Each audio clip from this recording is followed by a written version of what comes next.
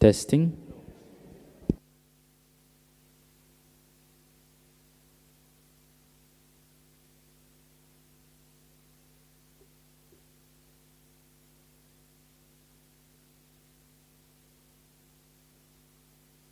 Testing.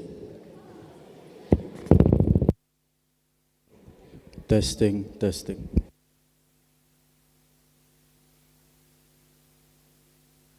Testing mic.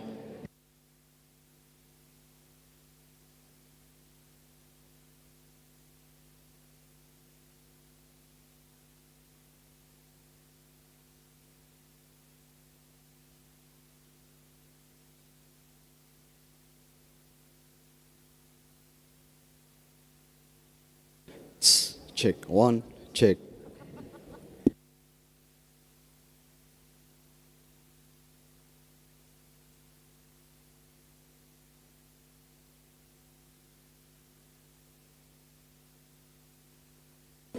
Testing mic. Check one. Check two. Test, test.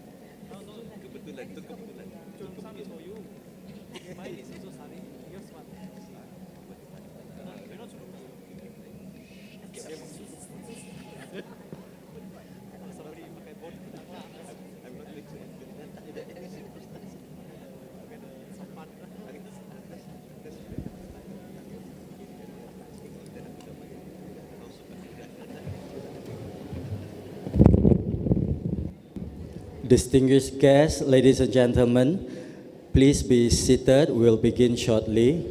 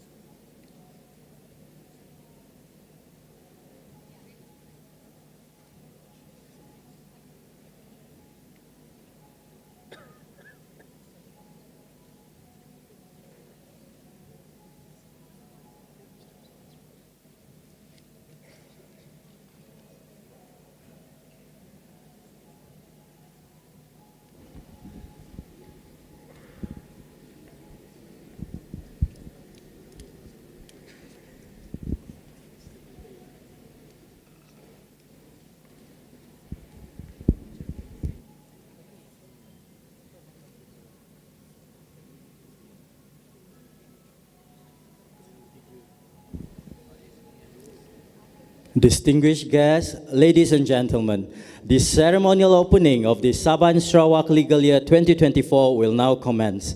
Please rise and join me in welcoming the procession of the court orderlies.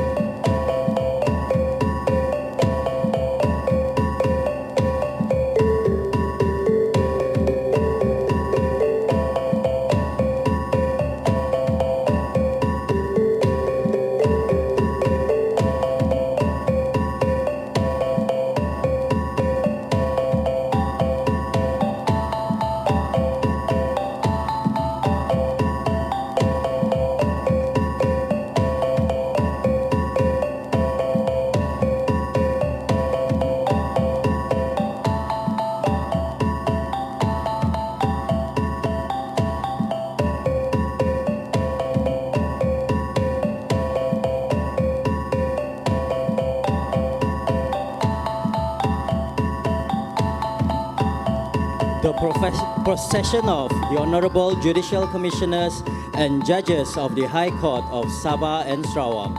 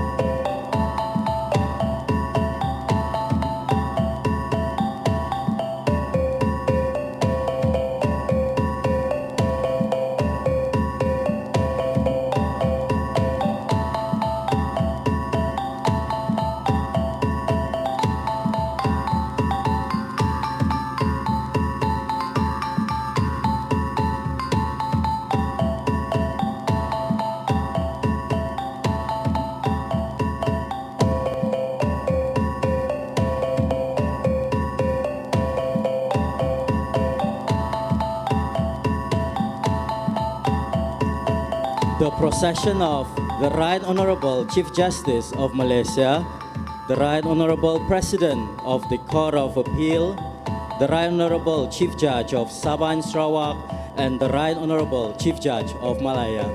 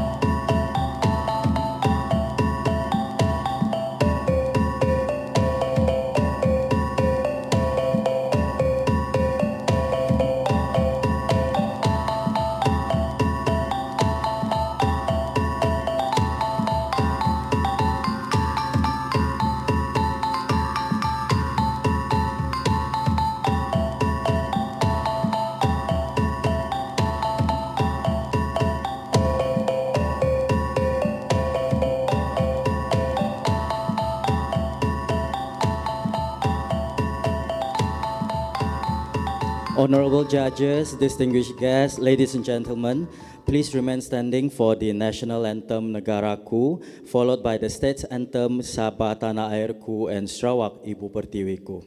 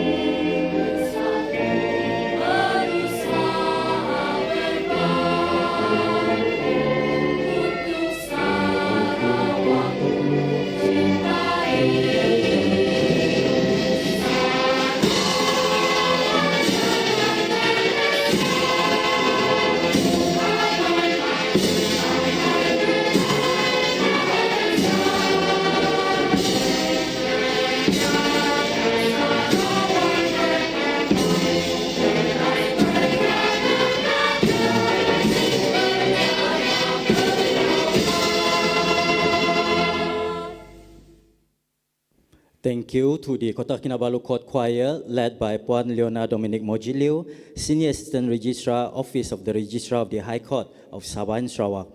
Ladies and gentlemen, please be seated.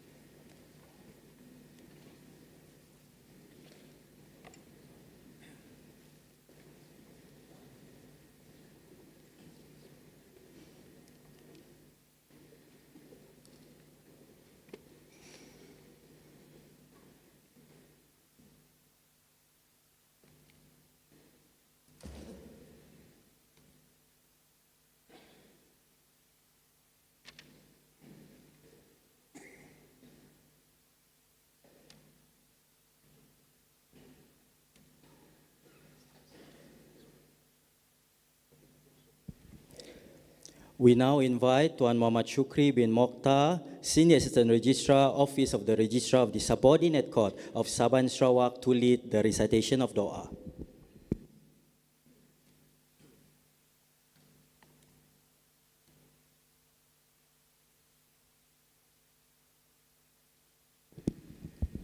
Assalamualaikum warahmatullahi wabarakatuh. Let us begin with recitation of Kitab Al-Fatiha.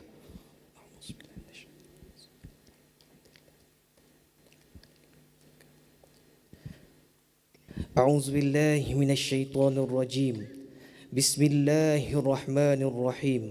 الحمد لله رب العالمين والصلاة والسلام على أشرف الأنبياء والمرسلين وعلى آله وصحبه أجمعين. In the name of Allah, the most gracious and the most merciful, all praise is due to Almighty Allah, the cherisher and the sustainer of the world. May the peace and mercy of Allah be upon His Prophet Muhammad sallallahu alaihi wasallam, his family, companions and followers. Ya Allah, Ya Muhamminu, Ya Aziz, Ya Jabbar, on this blessed morning, in conjunction with the opening of the legal year Sabah and Sarawak 2024, we beseech Thee and are grateful towards You in favor of all infinite blessings to us, Your humble servant, to live a safe and prosperous life. Ya Hayyum, Ya Qayyum, Ya Zal Jalali wal Ikram. We seek Your blessing for the flawless progress of this event, from the beginning till the end. We seek Your guidance to steer clear of events that would be detrimental to the progress of this event. Ya Munzil al-Kitab wa Ya Hazim al-Ahzab, let our effort as a means to enlighten and convince ourselves that the personal safety of either outer or inner is prerequisite for achieving happiness and excellence in various fields. Ya Allah, Ya Farij al-Ham, Ya Khashif al-Gham, show us guidance, adjust our path and ways to achieve happiness and glory. Let us listen to people who like doing the good things. Let us avoid doing the bad and evil things. Oh Allah, bless us our life in this gathering and prevent us from harm and unfortunate events. Rabbana atina fid dunya hasanah wa fil akhirati hasanah wa qina azaban nar. Subhana rabbika izzati amma yasrifun wa salamun alal mursalin walhamdulillahi rabbil alamin. Amin ya rabbal alamin.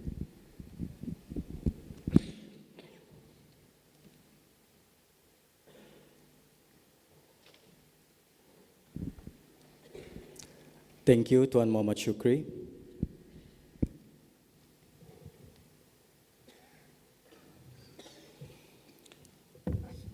Hear ye, hear ye. Let all who have business before her ladyship, the Right Honourable Chief Justice Tun Tengku Maimun binti Tuan Mat, their lordships and their ladyships, draw near and give your attendance.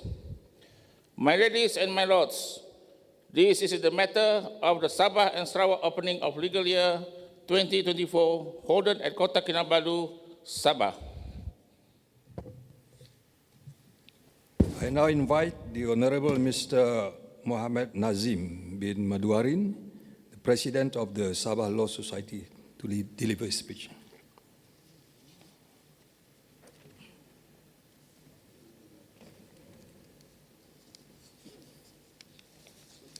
Bismillahirrahmanirrahim. The Right Honourable Tun Tengku Maimun binti Tuan Mat, Chief Justice of Malaysia and spouse, Yang amat berbahagia Datuk Haji Zamani bin Haji Ibrahim, Yang amat berbahagia Tun Raus bin Sharif, former Chief Justice of Malaysia and Honourable Member of the Judicial Appointment Commission, the Right Honourable Tan Sri Datuk Amar Abang Iskandar bin Abang Hashim, President of the Court of Appeal Malaysia, the Right Honourable Tan Sri Dato Abdul Rahman bin Sebli, Chief Judge of Sabah and Sarawak, the Right Honourable Tan Sri Dato Muhammad Zabidin bin Muhammad Dia, Chief Judge of Malaya, the Right Honourable Dato Al Malena Sharmila binti Dato Dr. Johan, Solicitor General of Malaysia, appearing on behalf of the Attorney General of Malaysia, Yang Berhormat Tuan M. Kulasegaran V. Mugarasong, Deputy Minister in the Prime Minister's Department, Law and Institutional Reform, Honourable Judges of the Federal Court,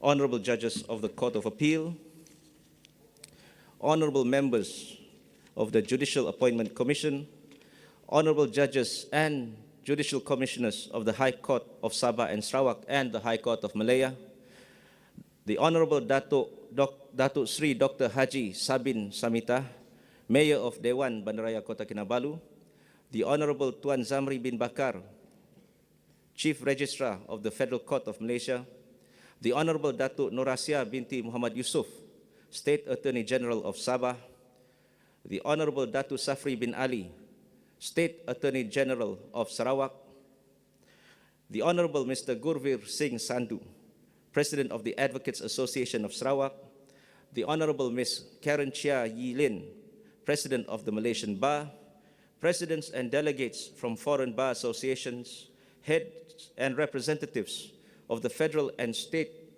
departments and agencies, judicial and legal officers, members of the bar, distinguished guests, ladies and gentlemen.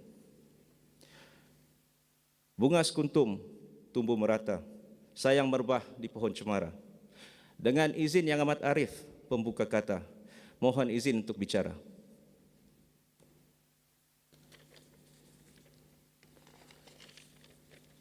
Much obliged.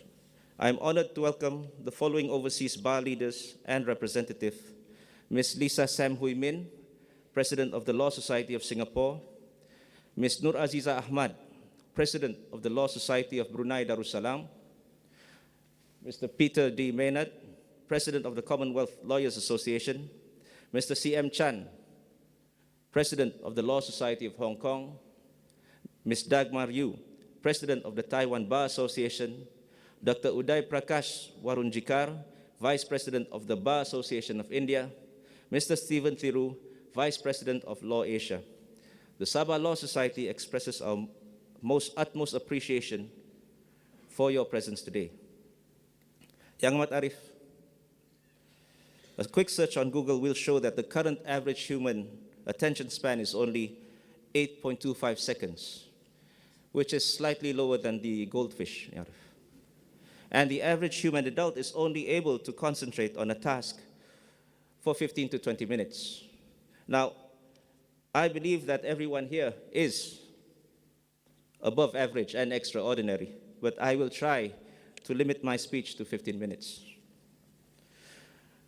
Yang Amat Arif, Sabah's Finance Ministry anticipates a 4.0% economic growth in 2024, driven by robust domestic consumption, increased investments, and ongoing recovery in all sectors, including the legal sector.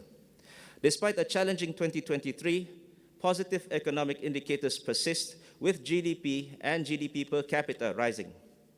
Sabah is bullish on bouncing back. The state experiences a strengthened labor market and a controlled inflation below the national average. Initiatives continue to stabilize living costs and foster economic growth, positioning Sabah as the 5th top Malaysian state in attracting investments, particularly in the industrial sector. Key focuses include infrastructure development, skill enhancement, sustainable practices, entrepreneurship encouragement, and attracting foreign direct investments, emphasizing economic growth and job creation. Yang Amat Arif, lawyers play a key role in all the above. Yang Amat Arif, as Sabah moves into a prosperous future with various growth initiatives, Sabah laws also need to be revised, reformed, and amended to best suit current times. There are outdated ordinances in Sabah, some dating back to colonial times, which may hinder the state's development and progress. Efforts to update and revise various laws, such as the Land Ordinance, Land Subsidiary Title Enactment, Local Government Ordinance, Town and Country Planning Ordinance, has to be increased by any means necessary. Without any updating or revision of these laws, these outdated ordinances may hinder the state's development and progress. There are gaps in the law which fail to address contemporary issues and needs.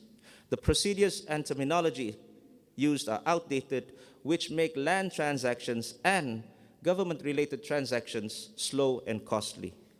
Ironically, there are administrative practices and decisions made by various departments, which were made without the backing of an amendment to the written law. This raises issues of transparency, and it will affect the lawyer's duty to advise clients properly in certain matters. Yang Amat Arif, as Sabah becomes more urbanized, our residential landscape also sees a shift to more high-rise buildings. The absence of a comprehensive and effective law governing management corporations has left many of our local residential owners suffering for many years and are still suffering as we speak. This also makes it difficult for our property market to grow. Selain itu, Yang Amat Arif, the minor offences ordinances is also outdated, as penalties and procedures do not effectively address petty crimes and contributes to backlogs in the justice system. Yang Amat Arif, what we can see here is an obvious need for a dedicated law reform committee to carry out a comprehensive review of all state laws and identify those in need of urgent reform. Amendments to outdated Sabah laws need to be done holistically, not piecemeal, so that Sabah's economic growth will not be disrupted. To help expedite these reforms, we at the Sabah Law Society is ready and willing to assist in all matters in reviewing and revising these outdated laws. Just call us, we'll be there. Yang Amat Arif, a nation's economy grows in tandem with its legal sector.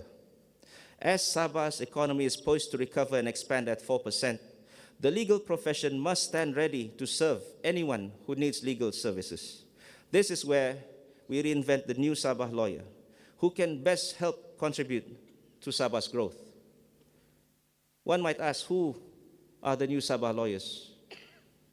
Yang Amat Arif, we are here.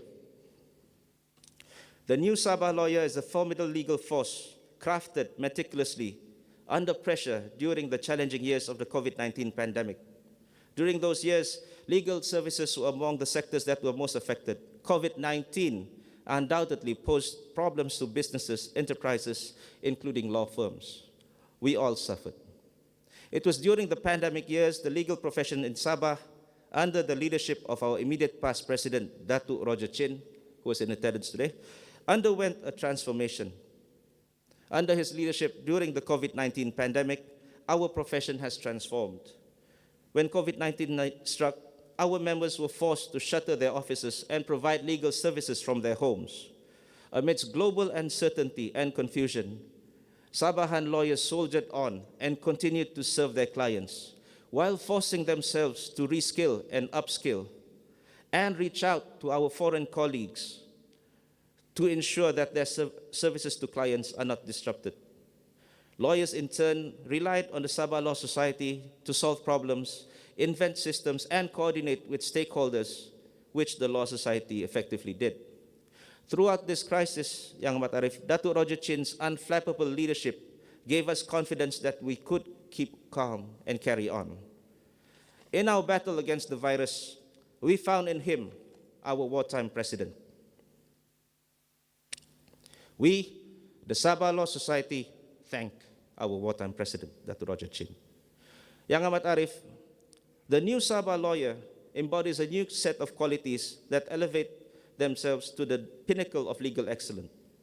Among the qualities are a sound belief in justice and correct actions, strong characters, self-reliance, wide knowledge, and beneficial to others, of service to others. Yang Amat Arif, the above-mentioned characteristics have always been in the Sabah lawyer's professional DNA. However, the pandemic years have reactivated this long-dormant hardwiring. It was reinforced and strengthened into the Sabah lawyer's psyche.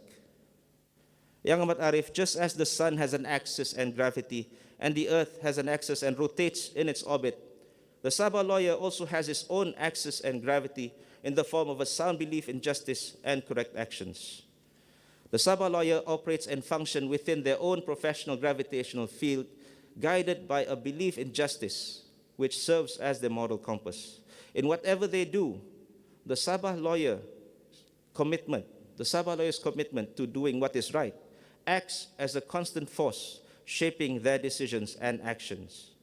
It establishes a profound sense of responsibility, ensuring that the pursuit of justice remains paramount in their professional journey. Most importantly, Yang Amat Arif, the Sabah lawyer will always make sure that their actions and advice are in line with the law.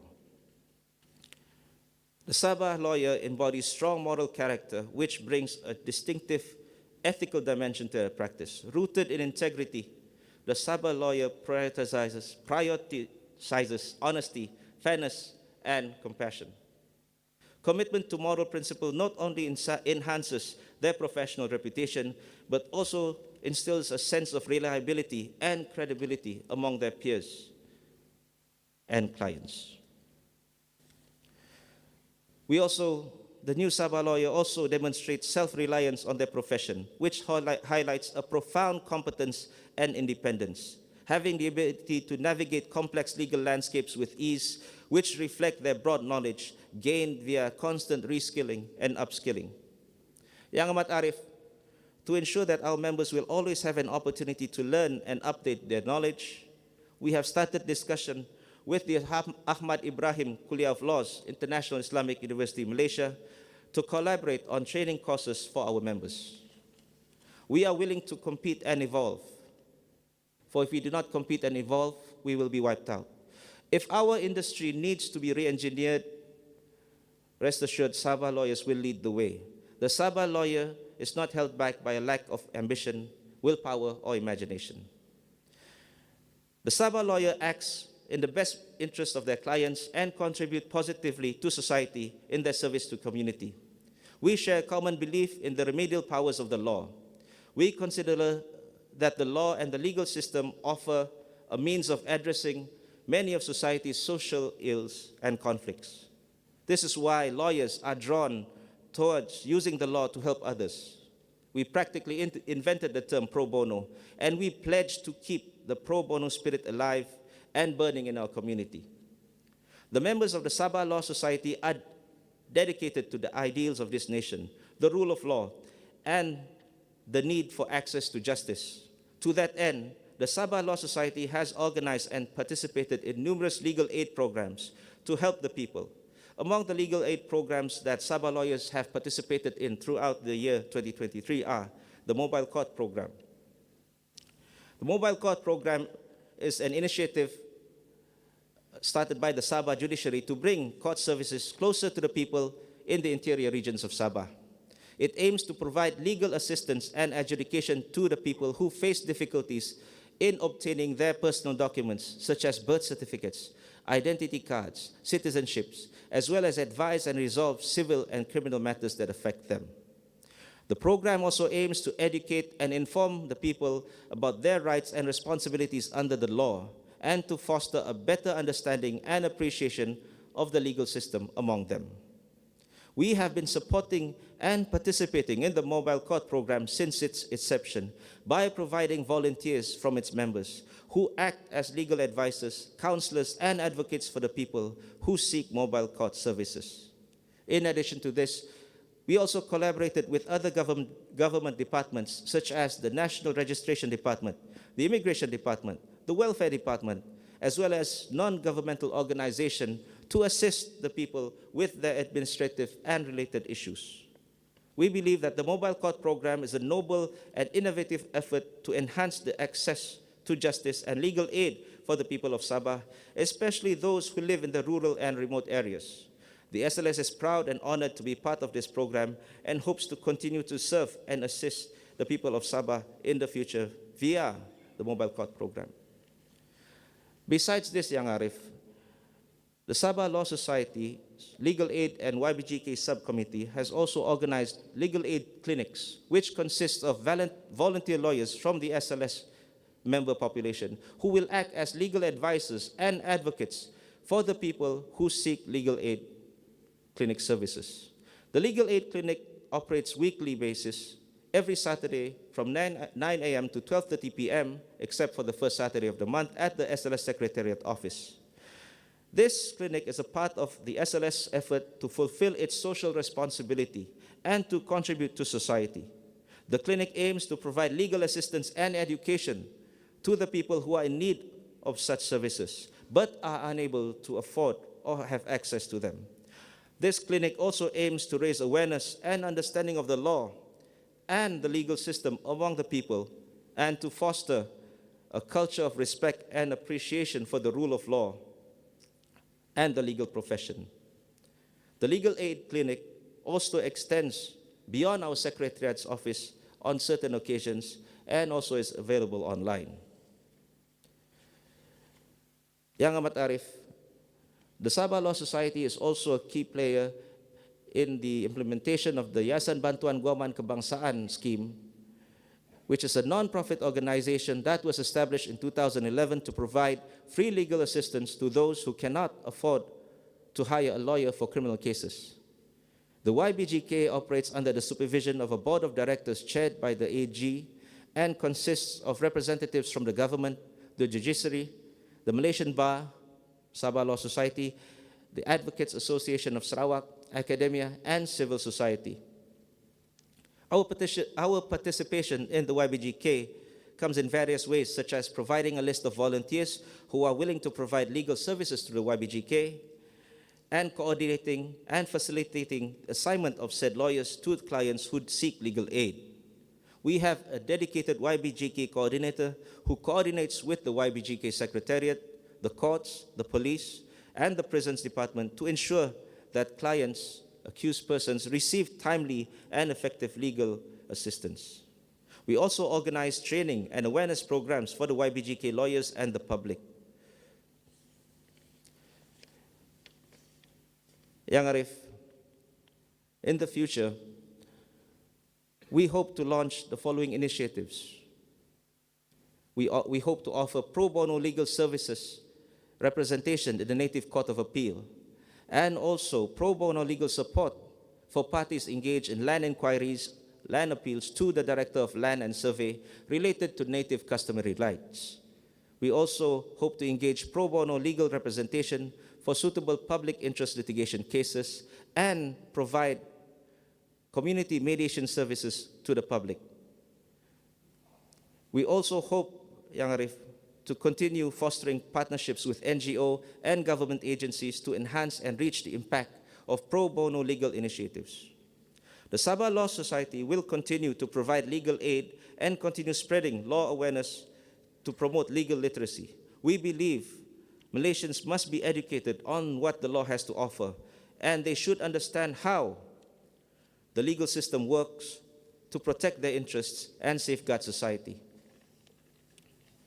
Yang Amat Arif, the Malaysian ADR scene is growing day by day, and Sabah also positions itself as a services hub for ADR, alternative dispute resolution. We hope to establish a thriving ecosystem that supports all sectors involved in ADR, creating job opportunities and driving economic progress. The Sabah lawyer may skillfully represent his or her client and fight for a client in court or tribunal in the morning and seamlessly transition to a mediator or arbitrator, impartially presiding over a mediation session or arbitration session in the afternoon. Being equipped with ADR skills is now necessary for the new Sabah lawyer. Mediation is a voluntary and confidential process where a neutral third party facilitates communication and negotiation between disputing parties. The mediator does not impose any decision or judgment, but rather assists the parties to reach their own mutually acceptable settlement. The Sabah Law Society supports mediation in several ways, such as establishing and managing the Mediation Center Sabah, MCS. The MCS provides mediation services to the public and has a panel of trained and accredited mediators. The MCS participated in the Pusat Mediasi COVID-19 during the pandemic years, which was set up by the Malaysian government in 2020 to help Malaysians facing contractual disputes caused by the implementation of the Movement Control Order. Besides this, we also organized and conduct mediation training and workshops for advocates, mediators, and public. The SLS also collaborates with other professional bodies and institutions to promote mediation, awareness, and education. We advocate for the development and recognition of mediation as the viable and effective mode of dispute resolution in Sabah. SLS also engaged with relevant authorities and stakeholders such as the judiciary, the legislature, and the executive to provide feedback and suggestions on mediation policies and legislation. The Sabah Law Society is ready to provide mediation services to assist in court-assigned mediation if needed. In addition to this, Yang Ahmad Arif, the Law Society played a key role in establishing the Borneo International Center for Arbitration and Mediation, BICAM, which was launched in July 2023. BICAM is an independent non-profit organization separate from the Sabah Law Society, functioning similarly to the Asian International Arbitration Center, AIAC. BICAM is structured with a diverse council, comparable to a company's board of directors and registered as a public company. It is currently supported by the Sabah state government, and we hope that BICAM, as an ADR stakeholder in East Malaysia, will also be supported by the federal government as Malaysia positions itself as an international ADR player and hub. Yang Ahmad Arif, as the dispute resolution mindset in Malaysia is slowly changing from the usual win-lose mindset often associated with litigation to the win-win mindset of ADR, the Sabah Law Society hopes to reskill and upskill our members in ADR to better equip them when providing their legal services to clients. Yang Ahmad Arif, through the SLS Legal Aid and also the SLS ADR initiatives, we hope to show the public the reality of what a lawyer is. The lawyer is a peacemaker. Lawyers resolve conflicts, end disputes, and help the community. Yang Ahmad Arif, on a side note, during the opening of legal year 2024 in Putrajaya, we heard about how the Palestinian Bar reached out to the Malaysian Bar, seeking support as they go through the war in Palestine. The Malaysian Bar has declared its support to the Palestinian Bar. Yang Ahmad Arif, the Sabah Law Society also echoes the sentiments of the Malaysian Bar, and we also stand with our brothers and sisters at law in Palestine to condemn the atrocities of genocide and war crimes committed by Israel in Gaza. We wholly support the legal proceedings commenced by South Africa at the International Court of Justice. Yang Ahmad Arif, dengan izin. Madah diungkap santun bicara, pantun dilantun mengusik hati. Andai tersilap pada bicara, saya mohon maaf seikhlas hati. Yang Ahmad Arif, as we commence the new legal year in Sabah and Sarawak, we hope our shared optimism will guide us towards a year full of professional rigor, integrity, and unwavering dedication. Having navigated the complexities of the COVID-19 pandemic years, we hope that the year 2024 will be the year that the Sabah legal fraternity rise with resilience, ensuring a steadfast commitment to justice and the rule of law. Happy New Year 2024, Yang Ahmad Arif. Much obliged.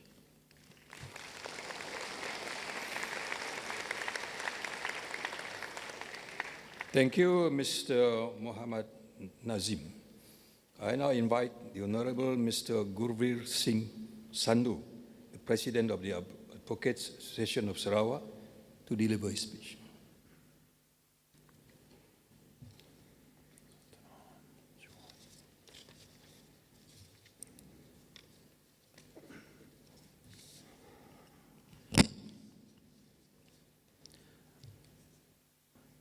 The Right Honorable Tun Tengku Maimun binti Tuan Mat, Chief Justice of Malaysia and spouse, Yang Amat Berbahagia Dato' Haji Zamani bin Haji Ibrahim, Yang Amat Berbahagia Tun Raus bin Sharif, former Chief Justice of Malaysia and member of the Judicial Appointments Commission, the Right Honorable Tan Sri Dato' Ahmad Abang Iskandar bin Abang Hashim, President of the Court of Appeal Malaysia, the Right Honorable Tan Sri Dato' Abdul Rahman bin Sebli, Chief Judge of Sabah and Sarawak, the Right Honorable Tan Sri Dato Muhammad Zainuddin bin Muhammad Diah, Chief Judge of Malaya, the Honorable Dato Alamanina Sharmila binti Dato Dr. Johan, Solicitor General of Malaysia, appearing on behalf of the Attorney General of Malaysia, Yang Berhormat Tuan M. Kulasegaran V. Murusegaran, Deputy Minister in the Prime Minister's Department, Law and Institutional Reform, Honorable Judges of the Federal Court, Honorable Judges of the Court of Appeal, Honorable Members of the Judicial Appointment Commission, Honorable Judges and Judicial Commissioners of the High Court of Sabah and Sarawak and High Court of Malaya, the Honorable Datuk Seri Dr. Haji Sabin Samitah, Mayor of Dewan Bandaraya Kota Kinabalu, the Honorable Tuan Zamri bin Bakar, Chief Registrar of the Federal Court of Malaysia, the Honorable Dato' Nur Asia binti Muhammad Yusuf, State Attorney General of Sabah, the Honorable Dato' Safri bin Ali, State Attorney General of Sarawak, the Honorable Mr. Muhammad Nazim bin Maidarin, my learned friend, President of the Sabah Law Society, the Honorable Ms. Karen Chia Yi Lin, my learned friend, the President of the Malaysian Bar, Presidents and delegates from foreign bar associations, heads and representatives of the federal and state departments and agencies, judicial and legal officers, fellow members of the bar, distinguished guests, ladies and gentlemen. A warm welcome I extend to all who have taken valuable time to be with us here in Kota Kinabalu, Sabah, on occasion of the opening of the legal year of the High Court of Sabah and Sarawak for the year 2024. Allow me to also especially extend our warmest welcome and commendations to our foreign guests whom are present here with us today. Having myself been involved in the previous two OLIs in Sarawak, I can appreciate the hard work that goes into such an event, and I would like to take this opportunity to express my congratulations to the working committees for their efforts in organizing this year's program. In the past year, I have had the pleasure of attending a number of opening of legal year organized by other Commonwealth jurisdictions, and from such experience, I'm very pleased to report to Yang Maarif Tan Sri that no other OLI reaches the pomp and splendor of that in Sabah and Sarawak. Of course, this may be my biased view, but I do argue that this can be seen from a number of activities organized in conjunction with the opening, including the more than a mile-long procession, this exceptional ceremony, followed by a gala dinner, which is attended by all attendees and where we are all able to unwind and reconnect with friends from the bar and the bench alike after a day of formalities. Another feature of our opening in Sabah and Sarawak that does not occur in other jurisdictions is a special performance by the court judicial officers during the gala dinner, performances which I'm sure will delight our guests later this evening. It is our sincere hope that our guests will bring back fond memories from their time in the opening of legal year in Sabah and Sarawak and promote our beautiful states to their respective countries. My ladies and my lords, a reflection of 2023. Firstly, welcome to 2024. While we direct our attention towards the future of the world that lies ahead of us, I am standing here today to share our reflections of the difficult past that we have endured, a past marred with wars, famine, crippling pandemic, new strain of viruses, existential threat of climate change, and even the ever-rising cost of living. There is no doubt that humanity has had a tough time these few years, and it is projected that the worst is yet to come. One has to ponder, how did we survive these few years? Being faced with challenge is more often the time when people are most inventive and when ingenuity and creativity thrives. The same principle applies to the judiciary, the bar, and the government. We adapt, we improvise, we overcome. Thriving during adversities shall be the central theme of my address to my ladies and my lords this morning. The State Government of Sarawak. No discussion concerning the State Government of Sarawak can be had without first highlighting and acknowledging the Malaysia Agreement 1963. We note with thrust and much pleasure that the Sarawak State Government is actively pursuing to recover lost rights of Sarawak made under MA 63, the latest being the government's attempts in obtaining the state autonomy in healthcare. We also record with applause the recent efforts made by the state government in submitting a paper to the federal government for the purposes of increasing the combined number of its representatives in Parliament by up to 35%. This was an issue that was previously raised in the past years only as well. Much credit has to be given to the leadership of the government of Sarawak, and especially the hardworking YB Dato Sharifah Hasidah Said Aman Ghazali, a fellow member of the bar and who is also the Sarawak State Deputy Minister of Law, Malaysia Agreement MA 63, state-federal relations, for all efforts made to recover what has been lost by Sarawak. We acknowledge that there have been positive steps taken, but we note that more can be done to remedy the remaining fissures. We must also acknowledge the forward-thinking leadership of the state government of Sarawak in pushing its green economy agenda in line with the United Nations Sustainable Development Goals initiatives. It has been reported that Sarawak is now Malaysia's largest renewable energy provider, with 70% of total generation mix from hydropower resources, being well ahead of other states in Malaysia and in fact other countries in Southeast Asia in dealing with global climate. It is also noteworthy that upon revisions of relevant laws, Sarawak has entered into the carbon capture storage CCS industry, wherein exhausted oil fields are being converted into CCS storage facilities. This only goes to show that the state government understands the dangers in over-reliance on fossil fuel industry, the harm it brings to the environment, and now have found an alternative, potentially billion ringgit industry to convert all disused oil fields to their new lives as carbon storage facilities.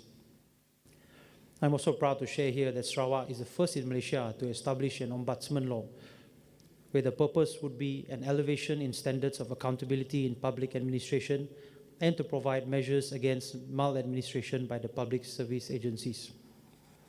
The examples presented are just a few, but due to time constraints, I will move on to the next topic. My ladies and my lords, the judiciary. By design of the Federal Constitution, there is little doubt that the judiciary is separate from the executive and the legislature. An individual's right to be afforded procedural fairness and to face trial before an open, independent, and impartial court is a hallmark of our justice system in Malaysia. In fact, judicial independence ranks high in our constellation of democratic values, and this should be the case, as all other rights would be diminished, perhaps even forfeited, in the absence of judges capable of resisting the will of government or the pressure of popular sentiments. It is the independent judge, loyal only to the rule of law, who protects our constitutional liberties, who ensure fairness, who stands guards against the excess of those in power. Yang Amarif Tun, Chief Justice, in an address during the opening of the legal year in Putrajaya, highlighted that recently the judiciary has been unjustifiably painted as the villain for certain decisions which were not within the purview of the powers of the judiciary. It would be remiss of me if I did not share the resounding words of a founding father of the United States of America, Alexander Hamilton, which resonates directly on point with what is actually happening in Malaysia today. And I quote, "The executive not only dispenses the honors, but holds the sword of the community. The legislature not only commands the purse, but prescribes the rules by which the duties and rights of every citizen are to be regulated. The judiciary, on the contrary, has no influence over either the sword or the purse, no direction either of the strength or the wealth of the society, and can take no active resolution whatever. It may truly be said to have neither force nor will, but merely judgment, and must ultimately depend upon the aid of the executive arm, even for the efficacy of its judgments." This is so relevant even today. While I do not intend to reopen all wounds, I must say that it takes courage for the judiciary to be able to acknowledge that it has not been smooth sailing in view of the dark times endured in 1998 and in 2002. I do wish to highlight that we have learned from the past lapses in the system, and some positive changes in the judiciary were introduced to enhance the independence of the judiciary, and I speak of the Judicial Appointments Commission. Of course, even today, there are other amendments that are necessary to maintain clear separation of powers between the legislative, the judiciary, and the executive, thus ensuring the survival or longevity of the institution of the judiciary. Amendments which all relate to the removal of the powers and privileges of the Prime Minister in the Judicial Appointments Commission Act 2009. On another issue that we have raised for a number of years in running, our judges and judicial officers have to be remunerated at par with other Commonwealth jurisdictions, and we hope the government will heed our repeated suggestions for the same. The association also notes with much invigoration that the federal court has in the past years made a number of decisions to declare certain laws to be unconstitutional. Such progressive decisions speak volumes and has further strengthened public confidence in the system and shows that the judiciary is actively playing its role as the custodian of the fundamental liberties under the federal constitution. If I may, let us heed the words of Yang Amat Arif Tun Chief Justice shared during numerous occasions for judges, and if I may add, which also applies to judicial officers, and that is to confine their decisions based on the facts of the case and the law, without any external or internal considerations. Yang Amat Arif Tun Chief Justice also stated in a speech in Goa last year that top judges, and I quote, are only the first among the equals, and that judges are not expected to display their loyalty to these bosses, but only to the law. I hope such words resonate with judicial officers and judges alike, for how you decide cases may have an everlasting impact on the public who seek redress from the court. In the course of 2023, we have had the pleasure of numerous engagements with the judiciary for numerous programs and meetings to address concerns of our members. Such programs, which include the recent Young Lawyers and Pupil Workshop held in Kuching, where no less than 5 High Court judges had graciously contributed their time to speak during the said workshop. Allow me to convey the association's appreciation to Yang Amat Arif Tan Sri and his officers for always having an open door policy with us in Sarawak and always participating in our programs, and especially during the said workshop. My ladies and my lords, the advocate. As advocates, we need to take steps to advance ourselves in legal practice. The landscape of legal services is ever-changing upon the advent of new authorities, laws, and technologies.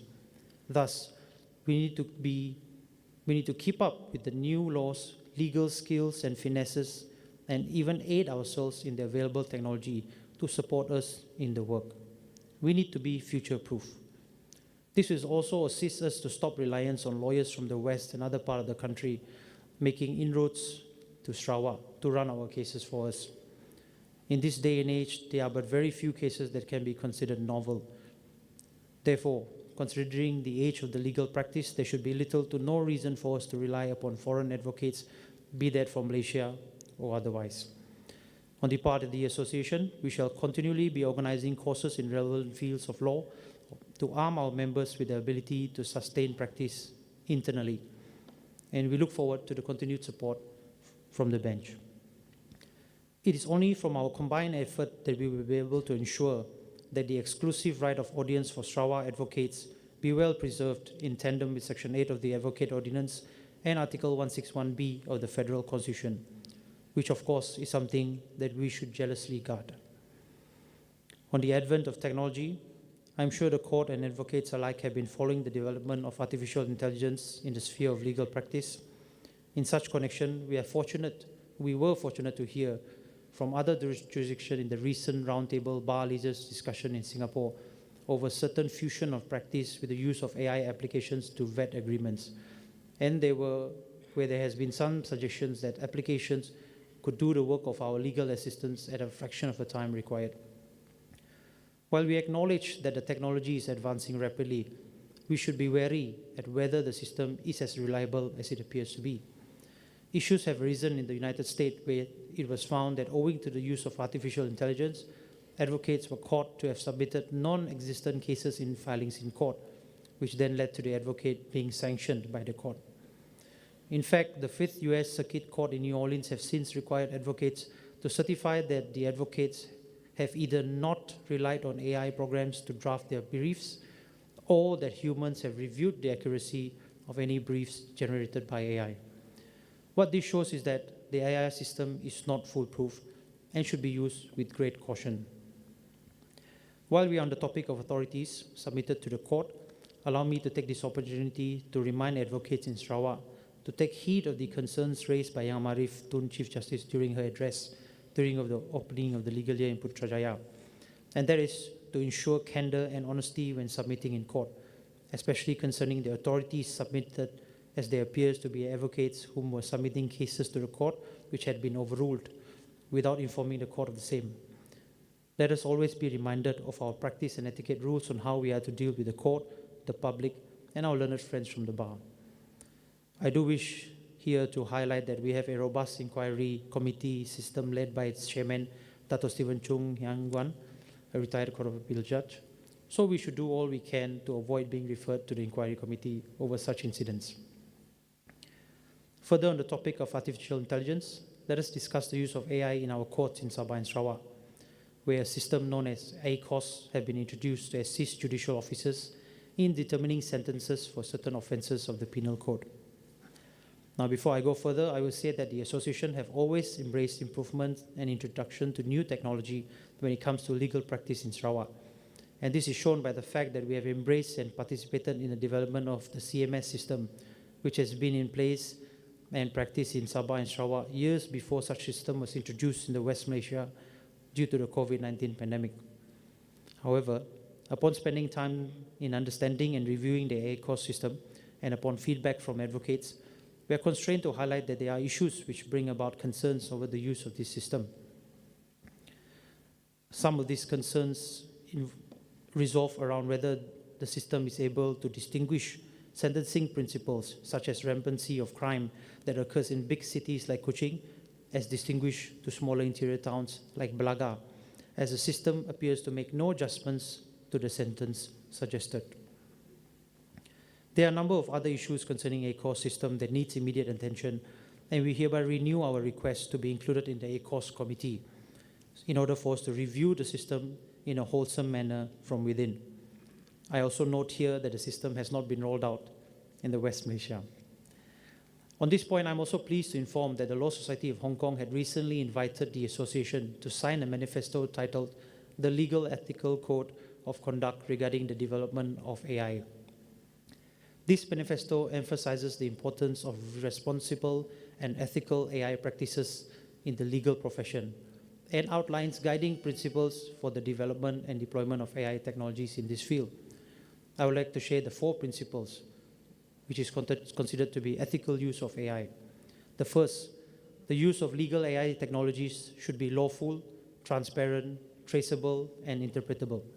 2, the legal AI system should be reliable, robust, secure, and fair. Number 3, an appropriate degree of human involvement should be maintained in AI-augmented decision-making process. And fourthly, applicable laws, legislation, and regulations should always be complied with. As such, we hope Yang Amarif Tan Sri would consider our request favorably to enable us to give meaningful input to improve the ACOS system and ensure that it is actually intelligent and not an imitation of intelligence. On the topic of alternative dispute resolution, advocates by now have realized that there is a big shift from litigation to ADR as a means to solve disputes, and such shift is also coming even to the Rules of Court 2012. The association is fully aware of this and have taken steps to ensure that our members are ready and equipped with the ability to resolve disputes within the realm of ADR. On the part of the association, we have been communicating with a number of ADR centers to consider the most appropriate training to be provided for our members to enable them to be accredited mediators, arbitrators, and adjudicators. Further, in line with our beliefs that no man or woman is to be left behind, we shall make such sessions available to judges and judicial officers as well to allow them to be accredited mediators. At this juncture, I also wish to highlight that the court-assigned mediation services has been in use in Sarawak for a number of years, and there have been more than 350 cases registered each year, and the success rate of such services exceeds well above 50%. On another note, I am pleased to record that practice in Sarawak is well spread out from the north in Lawas to the south in Kuching. Thus, members of the public should not face difficulty in finding suitable lawyers to provide them legal representation. Our members also have been playing an active role in fulfilling their social responsibility in providing access to legal representations. In regards to YBGK, there were 1,922 cases taken up by YBGK practitioners in Sarawak, which includes remand and bail hearings, trials, and mitigations before the magistrate and session courts in Sarawak. In regards to assigned counsel, I am pleased to note that our members have taken up all requests for assigned counsels and there were no accused persons being unrepresented in all courts in Sarawak. Community outreach programs. The association had undertaken a number of CSR programs in Sarawak, made possible through the hard work of the 4 branches that make up the association. For the purposes of this address, I wish to rekindle the fond memories of the community outreach program in SK Batubungan Mulu, jointly organized by the association and the Sarawak Courts Working Group on Environment, SWGE, together with participation from other local organizations in Miri. This was a program to reaching out to the indigenous community and especially students from SK Batubungan, SK Baya Malang, and SK Long Panai, all of whom live within the vicinity of Mulu. I am also pleased to share that during this program, we had conducted a sexual awareness talk by Child Rights Innovation and Betterment, an environmental talk by Justice for Wildlife, and we had also undertaken a medical mission which involves eye, dental, general checkup, and deworming of the indigenous community and the students of the school. Sadly, I share that during such examinations by the doctors, we have found that 2 patients whom were suspected to be suffering from late-stage cancer. And the association, together with SWGE, are now taking steps to make arrangements for these patients to receive urgent treatment in Kuching. Allow me to record the association's appreciation to Yang Arifdin Wendeli, the resident High Court Judge of Miri, and the chairperson of SWGE, Puan Zuraini Ali Musa, for your tremendous efforts for the program. The association, through its branches, shall continue its effort on this front and have scheduled more programs in the near future to reach to the indigenous community of Sarawak. We look forward to having my lords and my ladies to participate with us once again. Allow me now to take a moment to address the members of the association. The most valuable asset of any organization to ensure the survival and longevity of it is the young members whom are ready to come in and take up leadership positions from senior members of such organizations.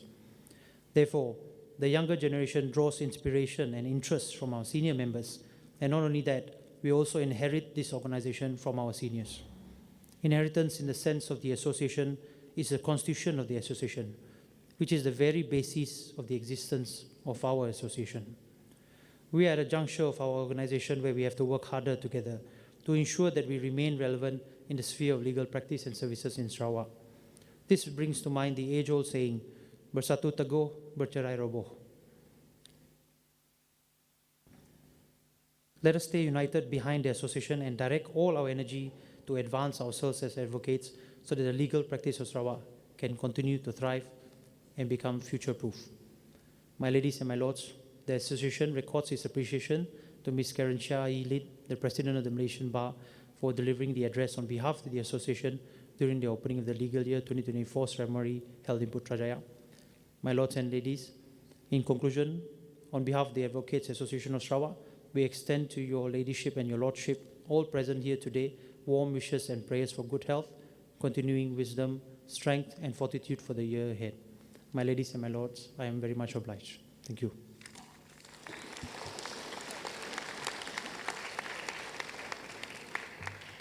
Thank you, Mr. Gobir Singh. I now invite the Honorable Datuk Nur Asiah binti Muhammad Yusof, the State Attorney General of Sabah, to deliver her speech.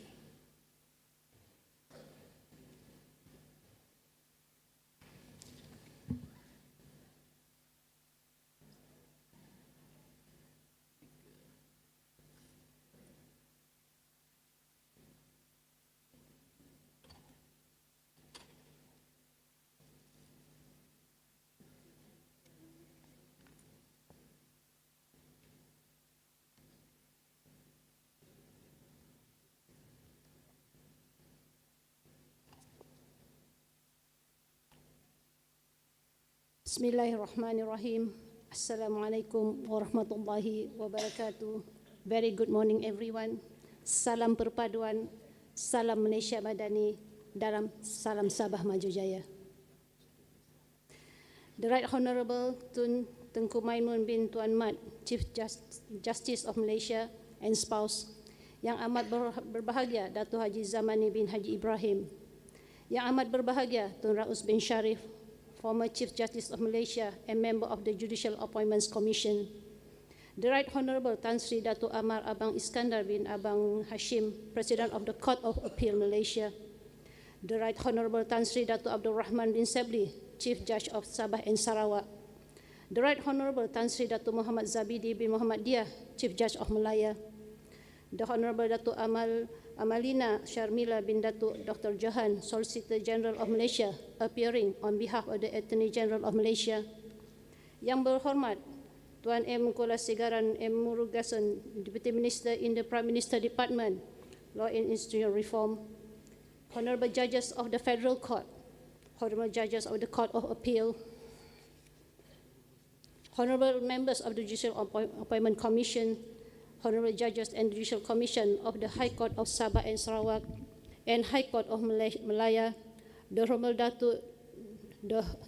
Datuk Sri Haji Sabih Samita, Mayor of Dewan Bandaraya Kota Kinabalu, the Honorable Tuan Zamri Bil Bakar, Chief Registrar of the Federal Court of Malaysia, the Honorable Datuk Sri Safri bin Ali, the State Attorney General of Sarawak, the Honorable Mr. Muhammad Nazim bin Baldurin, President of Sabah Law Society, Honorable Mr. Gurben Singh Sandhu, President of the Advocate Association of Sarawak, the Honorable Ms. Karen Chia Liyin, President of Malaysia Bar, Presidents and Delegates from Foreign Bar Association, Head of Representative of the Federal and State Departments and Agencies, Judicial and Legal Officers, Members of the Bar, distinguished guests, ladies and gentlemen.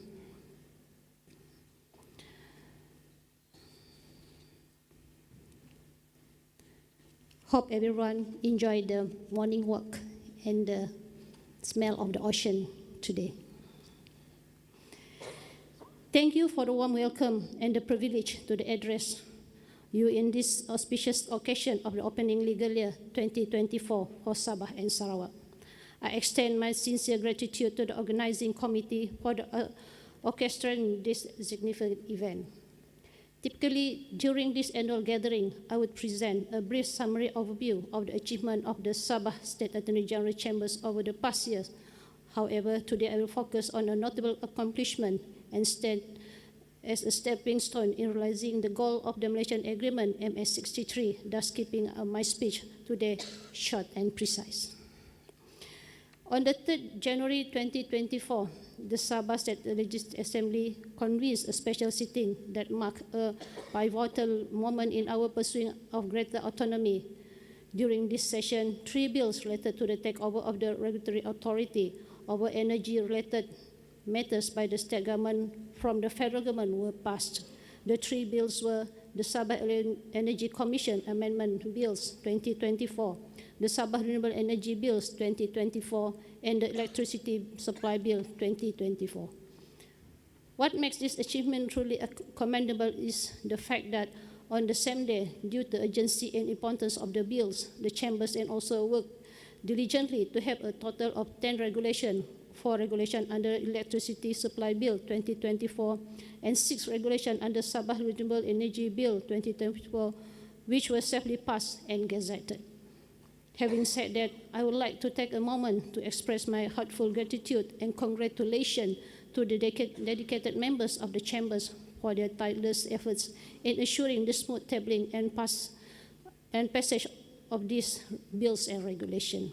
Without their commitment and diligence, such a remarkable feat would not be possible.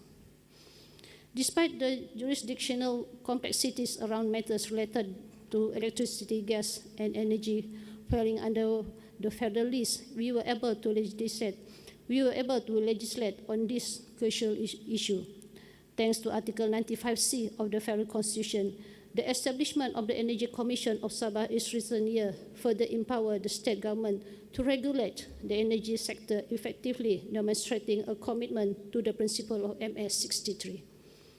In line with the vision of our Prime Minister, we at the Sabah Attorney General Chambers are keen to incorporate the Manadi concept in our service. The Manadi concept emphasizing sustainability, prosperity, innovation, respect, trust, and compassion resonate deeply in our commitment to excellence and fairness. We are navigating the intricate legal landscape. We are dedicated to fostering sustainability in our policies and practices, ensuring that the decision we make contribute to the long-term well-being of our state. Prosperity, both economic and social, is a goal we aim to achieve through our legal endeavor, promoting growth and development. Innovation will be driving forces behind our legal services as we seek creative and effective solutions to address the evolving legal challenges of our time. Respect for the law, the people we serve, and our fellow colleagues will remain at the core of our principles. Trust as the foundation of just society will be earned through our unwavering commitment to transparency, accountability, integrity. In light of the milestone we have achieved in the past year, we also believe that it is crucial not to become overly complacent as aspired by the people of Sabah. The State Attorney General Chambers watch to continue fighting for all Sabah rights as contained under the MS 63. Our journey is far from over, and our commitment to justice, autonomy, and the welfare of our people remain resolute. Yang Arif, Yang Aman Arif, ladies and gentlemen, moving on to the core principle that guides our work, the rule of laws. As the principal legal advisor to the state government, the State Attorney General Chambers uphold the law and safeguard the interests of the state. In the era of increasing legal complexity, our mission is to provide legal advice and service of the highest quality, efficiently, fairly, and equitably in accordance with the Constitution of the law.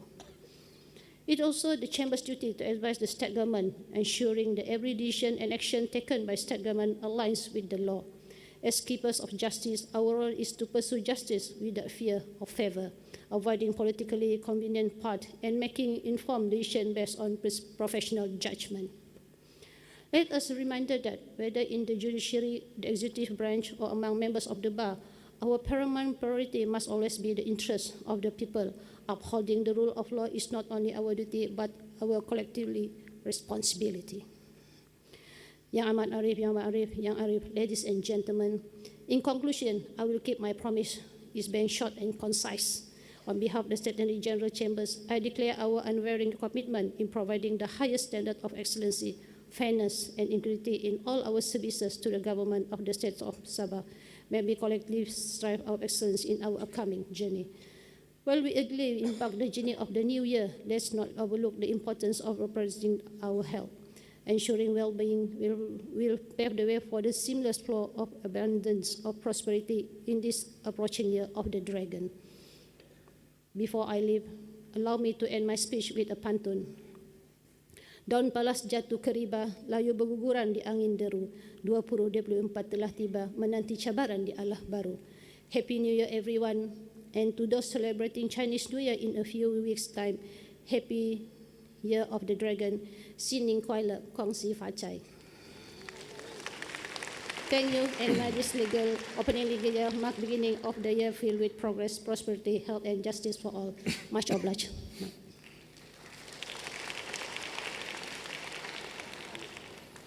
Thank you, Dato' Nur Asia. I now invite the Honorable Dato'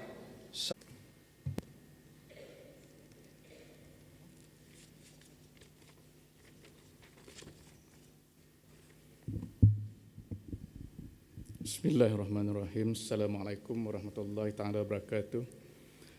The Right Honorable Tun Tunku Maimun bin Tuan Mat, Chief Justice of Malaysia and spouse, Yang amat berbahagia Dato' Haji Zamani bin Haji Ibrahim, Yang amat berbahagia Tun Raus bin Sharif, former Chief Justice of Malaysia and member of the Judicial Appointment Commission, the Right Honorable Tan Sri Dato' Ahmad Abang Iskandar bin Abang Hashim, President of the Court of Appeal Malaysia, the Right Honorable Tan Sri Dato' Abdul Rahman bin Sabli, Chief Judge of Sabah and Sarawak, the Right Honorable Tan Sri Dato' Muhammad Zabidin bin Madiyah, Chief Judge of Malaya, the Right Honorable Dato' Amalina Sharmila binti Dato' Dr. Johan, Solicitor General of Malaysia, appearing on behalf of the Attorney General of Malaysia, Yang Berhormat Tuan M. Kulasegran, Deputy Minister in the Prime Minister's Department, Law and Institutional Reform, Honorable Judges of the Federal Court, Honorable Judges of the Court of Appeal, Honorable Members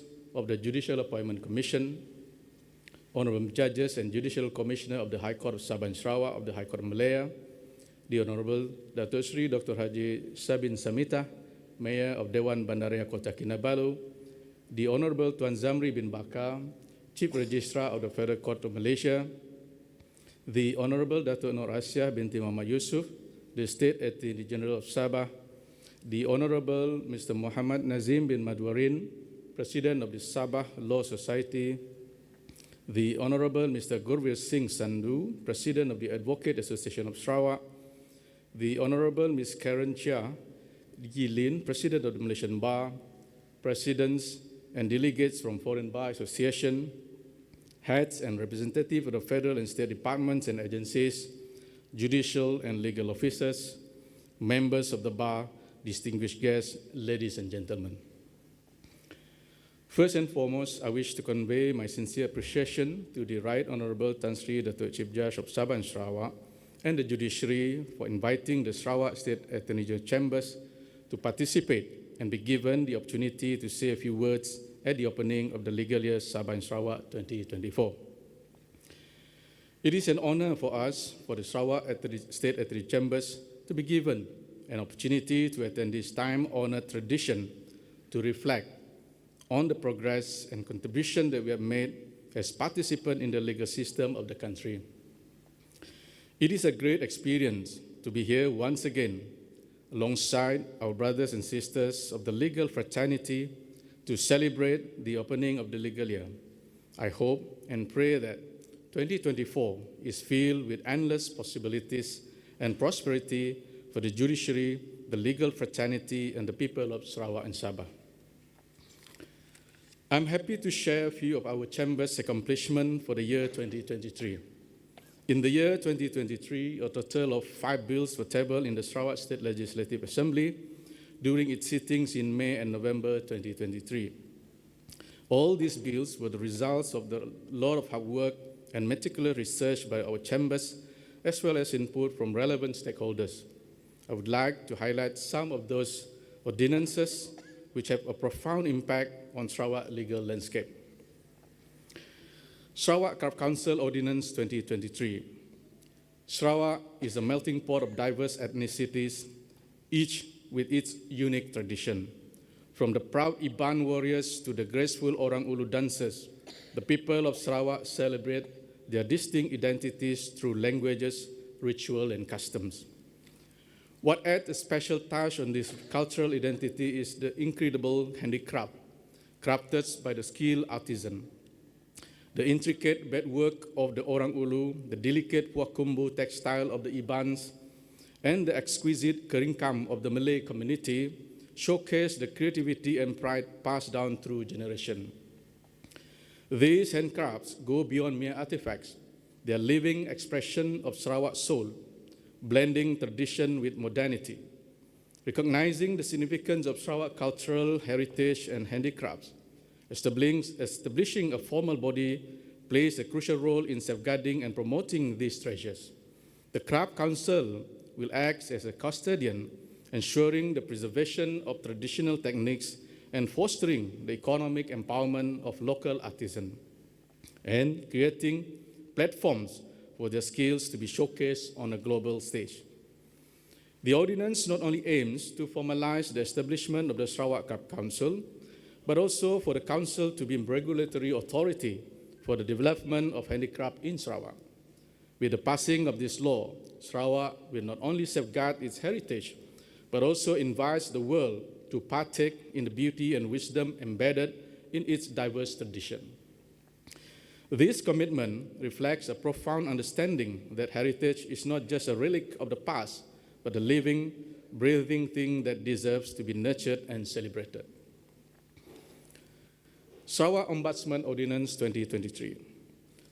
2023 also witnessed the passing of the Sarawak Ombudsman Bill 2023.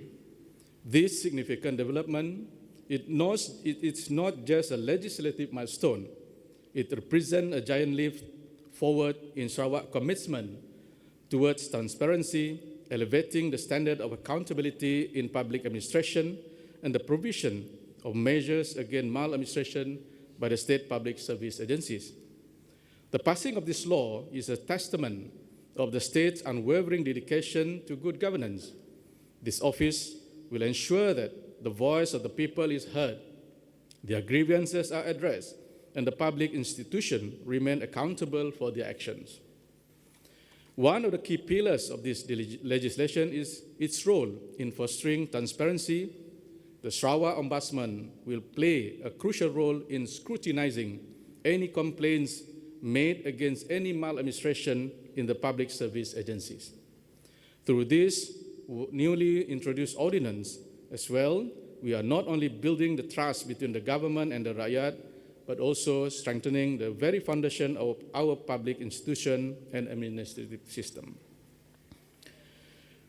Environment Reduction of Greenhouse Gases Emission Ordinance 2023. Malaysia is a signatory to the Paris Agreement of 2015, aspires to achieve carbon neutrality by 2050.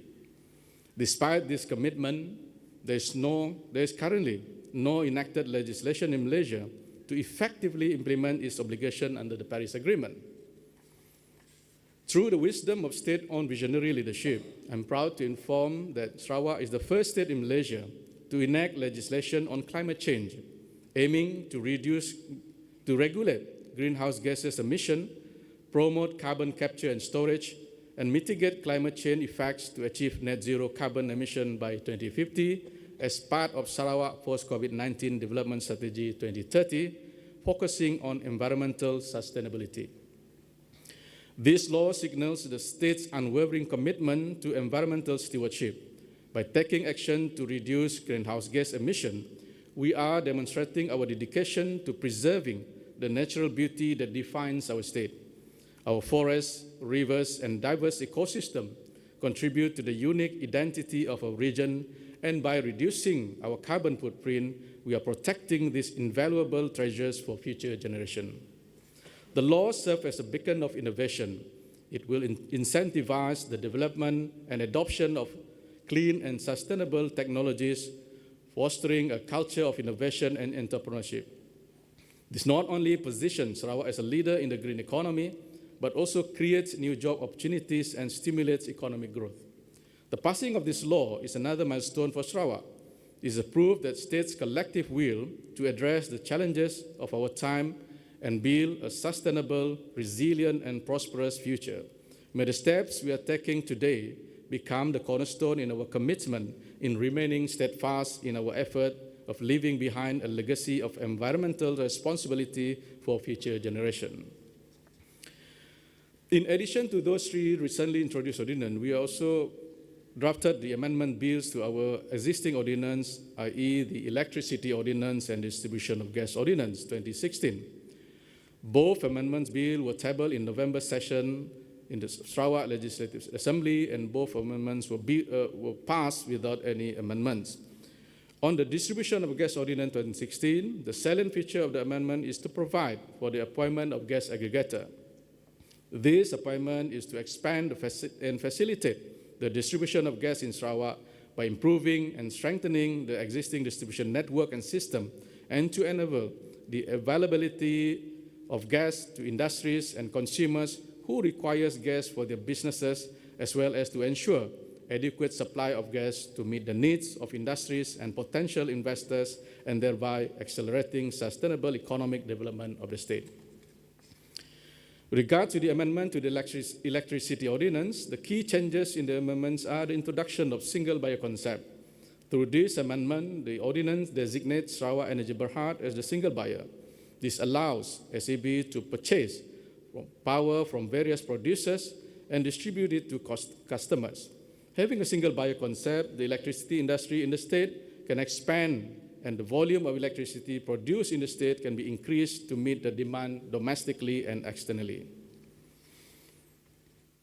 The amendment ordinance exemplifies a comprehensive strategy by embracing the single buyer concept and promoting renewable energy development. With this amendment, Sarawak will not only position itself as a formidable electricity hub within ASEAN, but it also enables Sarawak to chart a course towards a more sustainable and eco-friendly energy landscape. Close cooperation with the Federal Attorney General Chambers. The State Attorney General Chambers and the AGC play crucial roles in upholding the rule of law and subjugating the rights of the people. The responsibilities of these two chambers encompass a wide range of legal matters, from advising government agencies to prosecuting criminal cases, from defending the state interest to providing legal counsel on more complex issues. The state attorney chambers handle issues that are specific to the state, whereas the AGC manage a broader nationwide subject matter. Therefore, the close working relationship between these chambers promotes knowledge exchange and professional development. Officers from both chambers can share insight, experience, and expertise, leading to a more knowledgeable and capable legal community. This exchange of knowledge is particularly important in an ever-evolving legal landscape. Towards this end, I take pride in the fact that our chambers has organized several programs and extended invitation to the IGC to impart their experience and knowledge to our officers within the state attorney chambers. One such joint initiative conducted by the chambers was the Kursus Pemantapan Pendakwaan Jabatan Program Besar Negeri Sarawak, which was held on June 8 to 11, 2023 last year. The event was designed to enhance and fortify the skill of the prosecutors within our chambers. Distinguished speakers from AGC were invited to share valuable insight and their extensive experience in handling prosecution matters. The program aimed to provide in-depth knowledge about prosecution procedures and effective trial conduct, enhancing participant understanding and proficiency in these crucial areas of legal practice. I wish also to mention here that since the devolution of power exercise with regards to the power to prosecute by the public prosecutor, legal officers in Sarawak have been duly authorized under the Criminal Procedure Code to undertake prosecution of offences outlined in the state ordinances. This devolution of power marked a significant stride in ensuring comprehensive legal oversight and efficacy within the state jurisdiction. Ever since the devolution, the prosecution division of the state ethics chambers has demonstrated a commendable track record, successfully prosecuting of approximately 114 cases. These cases covers a diverse range of offences under the state ordinances, including land, forestry, wildlife, national park, natural resources, environmental matters, just to name a few. To promote and enhance the drafting talents in our chambers, we have also organized the Bengkel Penggubalan and Penyemakan Undang-Undang, which was held sometime in December last year. We are truly delighted and honored to have distinguished speakers from both the drafting division and law revision of law reform division of AGC to share their experience with our chambers. The experience sharing aims to ensure that our chambers is well equipped with the up-to-date legislative drafting techniques in line with its vision to provide legislative drafting excellence to Sarawak. Ultimately, the close cooperation between the state attorney chambers and the AGC is not just a professional necessity, but may be used as a platform to create a just and effective legal system. It is through this collaboration that we can navigate the complexity of the law and contribute to the overall well-being of our society. It is our hope that we will continue to foster and strengthen this relationship for the betterment of our legal system and pursuit of justice. Before concluding my speech, I would like to take this opportunity to officially congratulate the Right Honourable Tan Sri Dato' Amar Abang Iskandar bin Abang Hashim on his appointment as the President of the Court of Appeal Malaysia. I would also like to extend my congratulatory wishes to the Right Honourable Tan Sri Dato' Muhammad Zabidin Muhammadiyah on his appointment as the Chief Judge of Malaya, as well as to the Right Honourable Tan Sri Dato' Abdul Rahman bin Sabli on his appointment as the Chief Judge of Sabah Sarawak. I would also like to extend my congratulatory wish to the Honourable Dato' Ahmad Tarudin Muhammad Saleh on his appointment as the Attorney General of Malaysia. To conclude, I wish to assure the people of Sarawak that the State Attorney General Chambers is committed and relentless in our due and fair administration of the law and will continue to work diligently in meeting the expectation of the people of Sarawak. Finally, on behalf of my esteemed colleagues of the State Attorney Chambers, I extend our best wishes to the Chief Justice, President of the Court of Appeal, Chief Judge of Malaya, Chief Judge of Sabah and Sarawak, honorable judges, and members of the legal fraternity. We wish everyone a Happy New Year, Happy Chinese New Year, and may this 2024 brings new happiness, new goals, new achievements, lots of new inspiration in our life. Much obliged.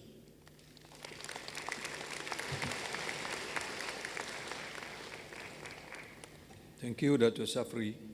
I now invite the Honorable Datuk Al-Madinah Sharmila binti Datuk Johan, the Solicitor General of Malaysia, to deliver her speech.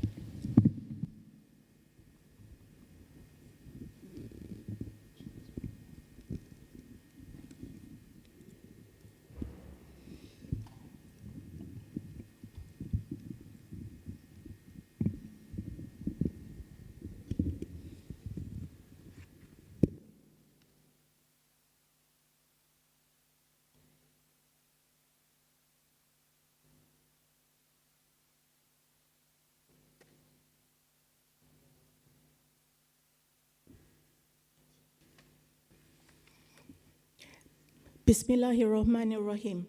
May it please your ladyship, the Right Honourable Tun Tengku Maimun binti Tuan Mat, Chief Justice of Malaysia and spouse, Yang amat berbahagia Datuk Haji Zamani bin Haji Ibrahim, Yang amat berbahagia Tun Raus bin Sharif, former Chief Justice of Malaysia and Honourable Member of the Judicial Appointment Commission, the Right Honourable Tan Sri Dato' Amar Abang Iskandar bin Abang Hashim, President of the Court of Appeal Malaysia, the Right Honourable Tan Sri Dato' Abdul Rahman bin Sabali, the Chief Judge of Sabah and Sarawak, the Right Honourable Tan Sri Dato' Muhammad Zabidin bin Muhammad Dia, the Chief Judge of Malaya,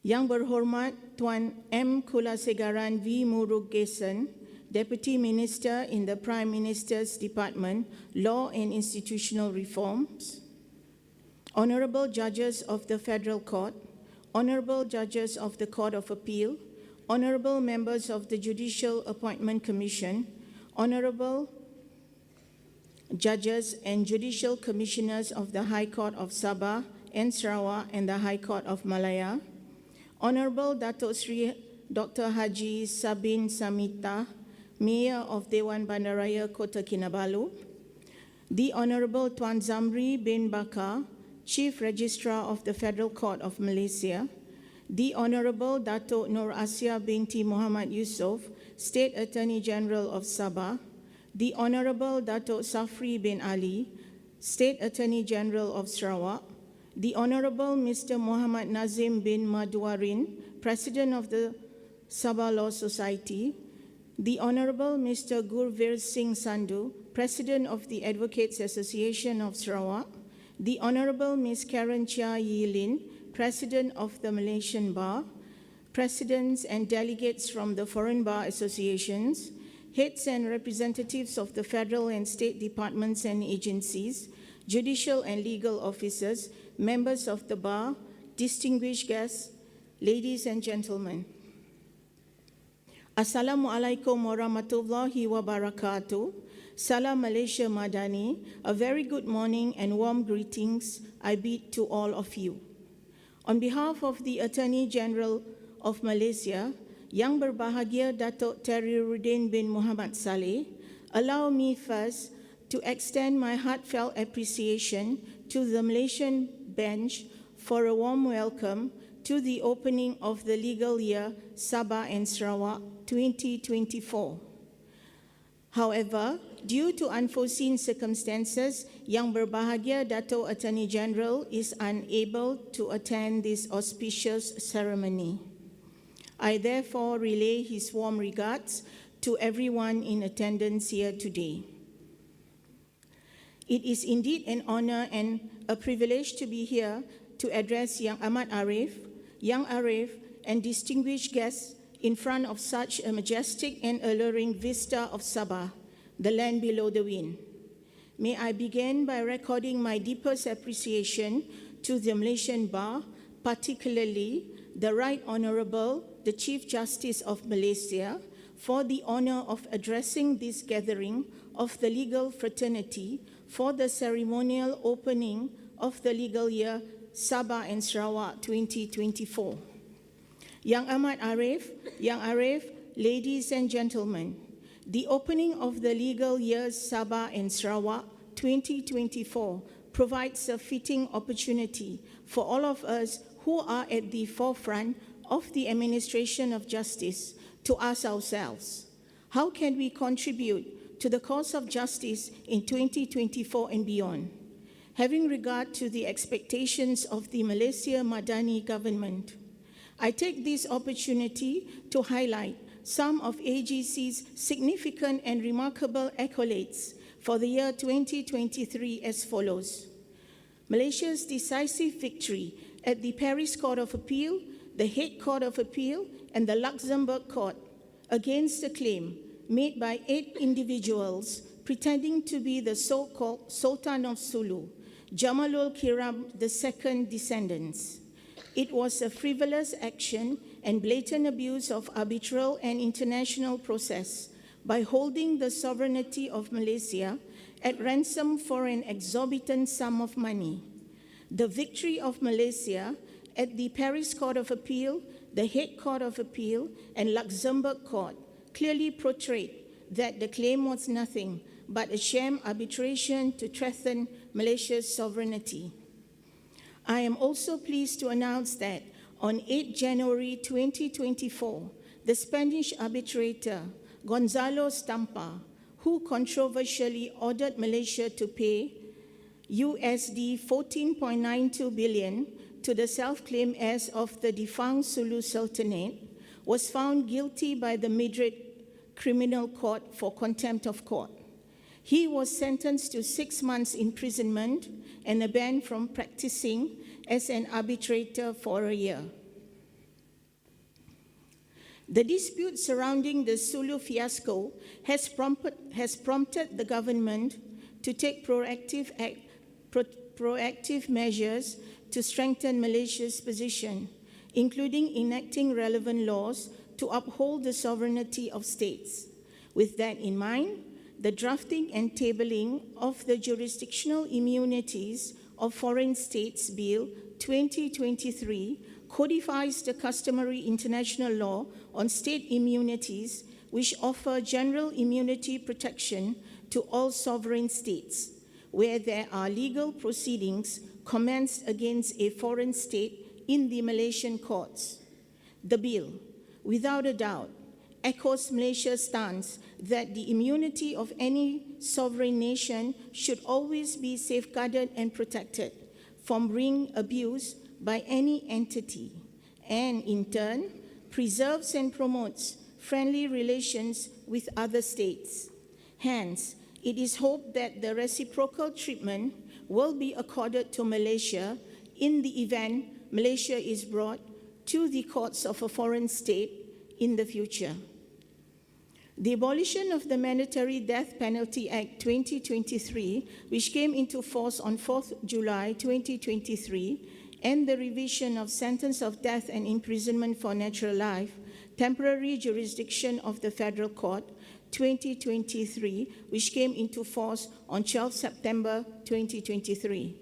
These landmark amendments also gave the Federal Court the revisionary jurisdiction to review the sentences of death and life imprisonment for natural life imposed on convicted persons.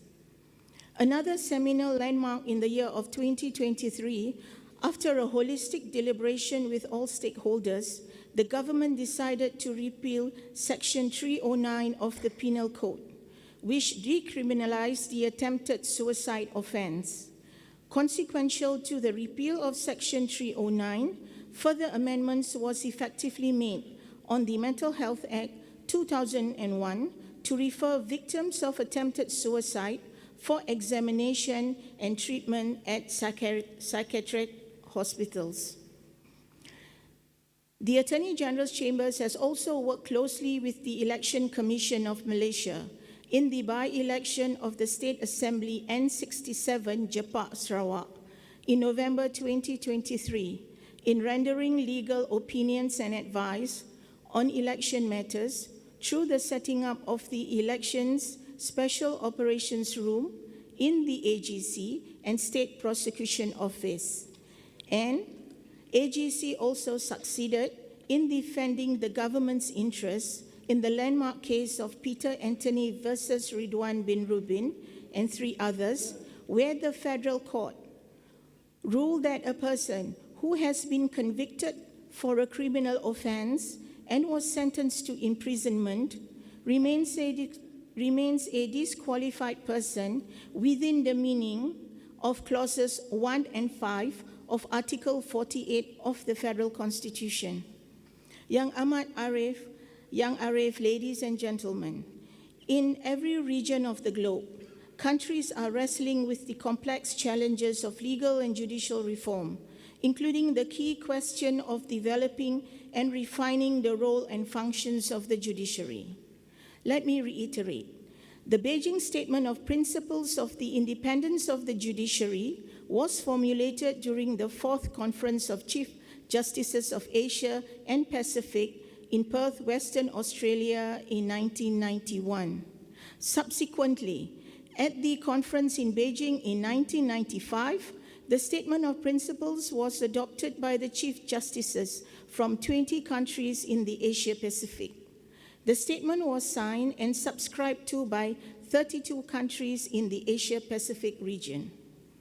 The general principles laid down in the Beijing statements are: the independence of the judiciary is essential to the attainment of its objectives and the proper performance of its functions in a free society observing the rule of law.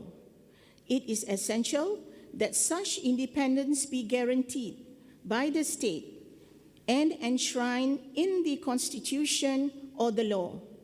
And it is essential to respect and observe the proper objectives and functions of the judiciary. Former President of the Supreme Court of the United Kingdom, Lord Neuberger, in his valedictory address in July 2017, opined the following, and I quote, "Misconceived attacks on judges undermine the rule of law domestically and the international reputation of the legal system. It is true that judiciary must respond institutionally to such attacks, primarily through written judgments, but we must not forget that an independent legal profession consisting of relevant stakeholders is equally essential to preserving the rule of law and to safeguard the judicial independence."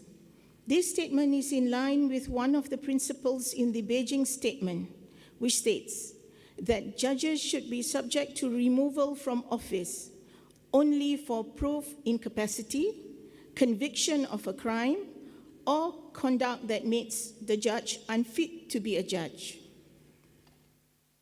Article 145 of the Federal Constitution provides for the role of the Attorney General as the public prosecutor, whereby the public prosecutor can lawfully exercise his discretion in initiating or discontinuing any criminal charges after in-depth analysis of all the evidence presented by the investigation bodies and taking into consideration the requirements of penal laws and procedures.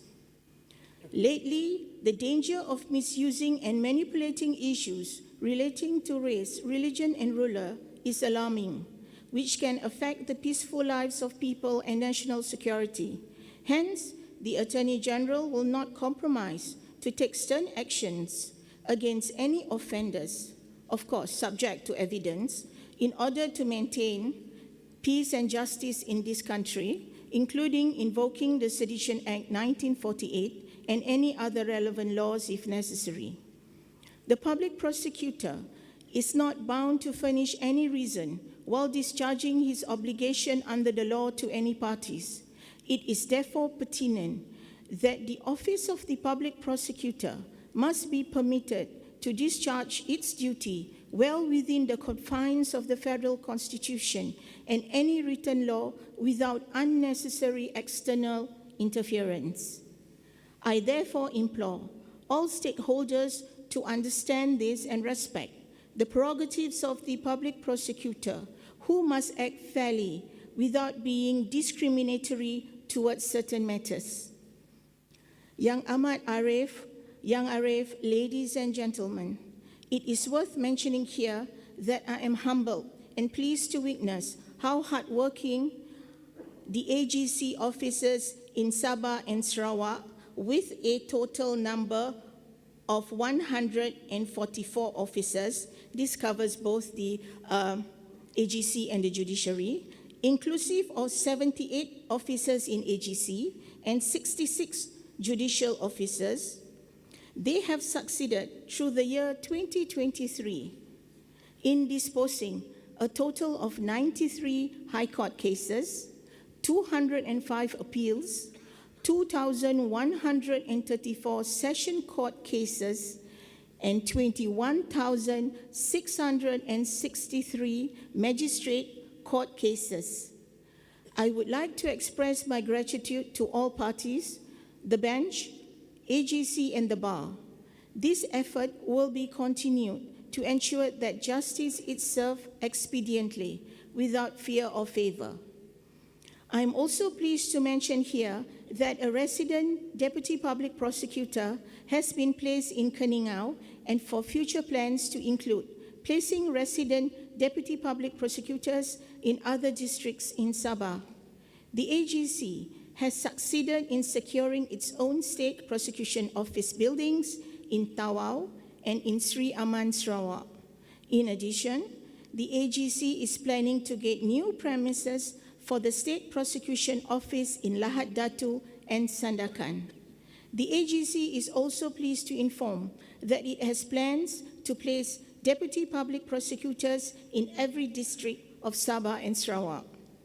Yang Amat Arif, ladies and gentlemen, standing here in this mesmerizing island, I must confess that Sabah and Sarawak are two wondrous, natural, alluring islands that offer precious gifts of nature to us.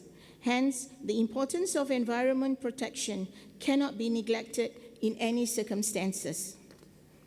To honor our commitment in environmental protection at the international platform, and more importantly, to combat climate change by limiting average global temperature increases and the resulting climate change and coping with impacts, Malaysia had ratified 3 sister conventions known as the Rio Conventions, namely the United Nations Framework Convention on Climate Change, UNFCCC, and the Convention on Biological Diversity, CBD, in 1994, and the United Nations Convention to Combat Desertification, UNCCD, in 1997. Malaysia took further steps to ratify the Kyoto Protocol and the Paris Agreement in 2002 and 2016 to augment its existing commitments to combat and address the climate change issues globally. One of the parties' binding commitments established by the Paris Agreement is to prepare, communicate, and maintain their nationally determined contribution, also known as NDC, and to pursue domestic measures to achieve them. Malaysia submitted its intended NDC and the updated NDC to the UNFCCC in January 2016 and July 2021. Through the updated NDC, Malaysia has committed to reduce the intensity of greenhouse gases emissions across the economy by 45% by 2030, compared to the emission levels in 2005. It is also noteworthy that Malaysia has made progressive strides towards climate change and the environment as a whole through the 12th Malaysia Plan, which undertakes to implement a low-carbon, clean and resilient development, manage natural resources, strengthening the enabling environment, ensuring energy sustainability, and transform the water sector. The Conference of the Parties to the UNFCCC, or best known as COP, is the supreme decision-making body of the UNFCCC, held annually and participated by all parties to the UNFCCC. Malaysia participated in the UNFCCC COP28, hosted by the United Arab Emirates in Dubai from 30th November 2023 to 13th December 2023. In this regard, the Attorney General's chambers will not hesitate to take stern action against offenders who violate any written laws relating to environment and wildlife. The Attorney General's chambers was also involved in the various significant policy-making committees, namely the Special Council on the Implementation of the Malaysia Agreement 1963 and its subcommittees, where the Attorney General is involved in various negotiations, consultations conducted between the federal government and the state governments of Sabah and Sarawak on claims to restore the status of Sabah and Sarawak as previously envisaged in the Malaysia Agreement 1963. I have spoken about some of the achievements and initiatives that AGC is undertaking because it is important for the legal community and the wider public to know what AGC stands for and what we intend to do to continue to uphold the rule of law and advance the public interest in Malaysia.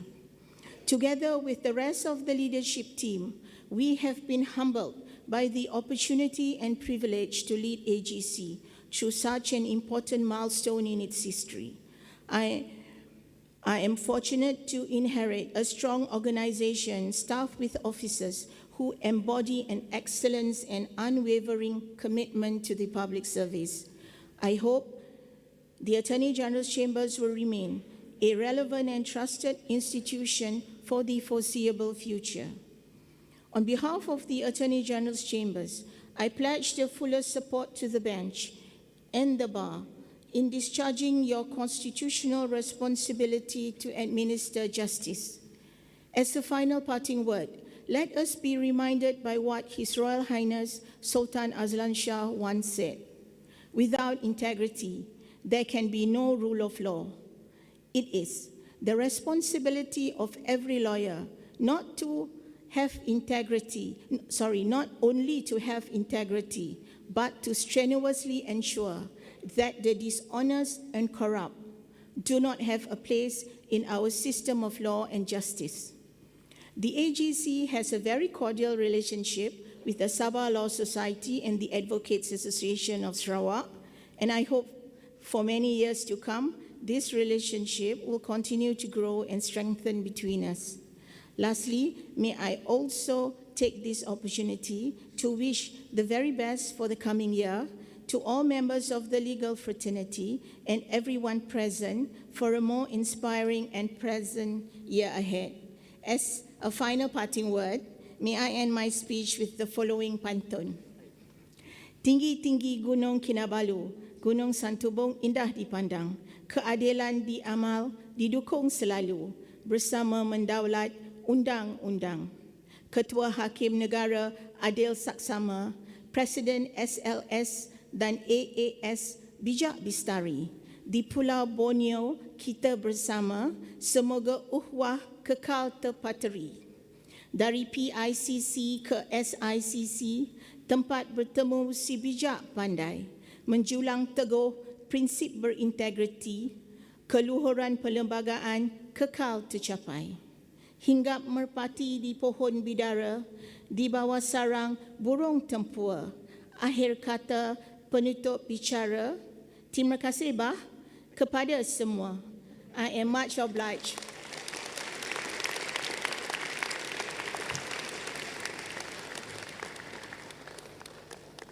Thank you, Bah Dato' Al-Malina Syamil.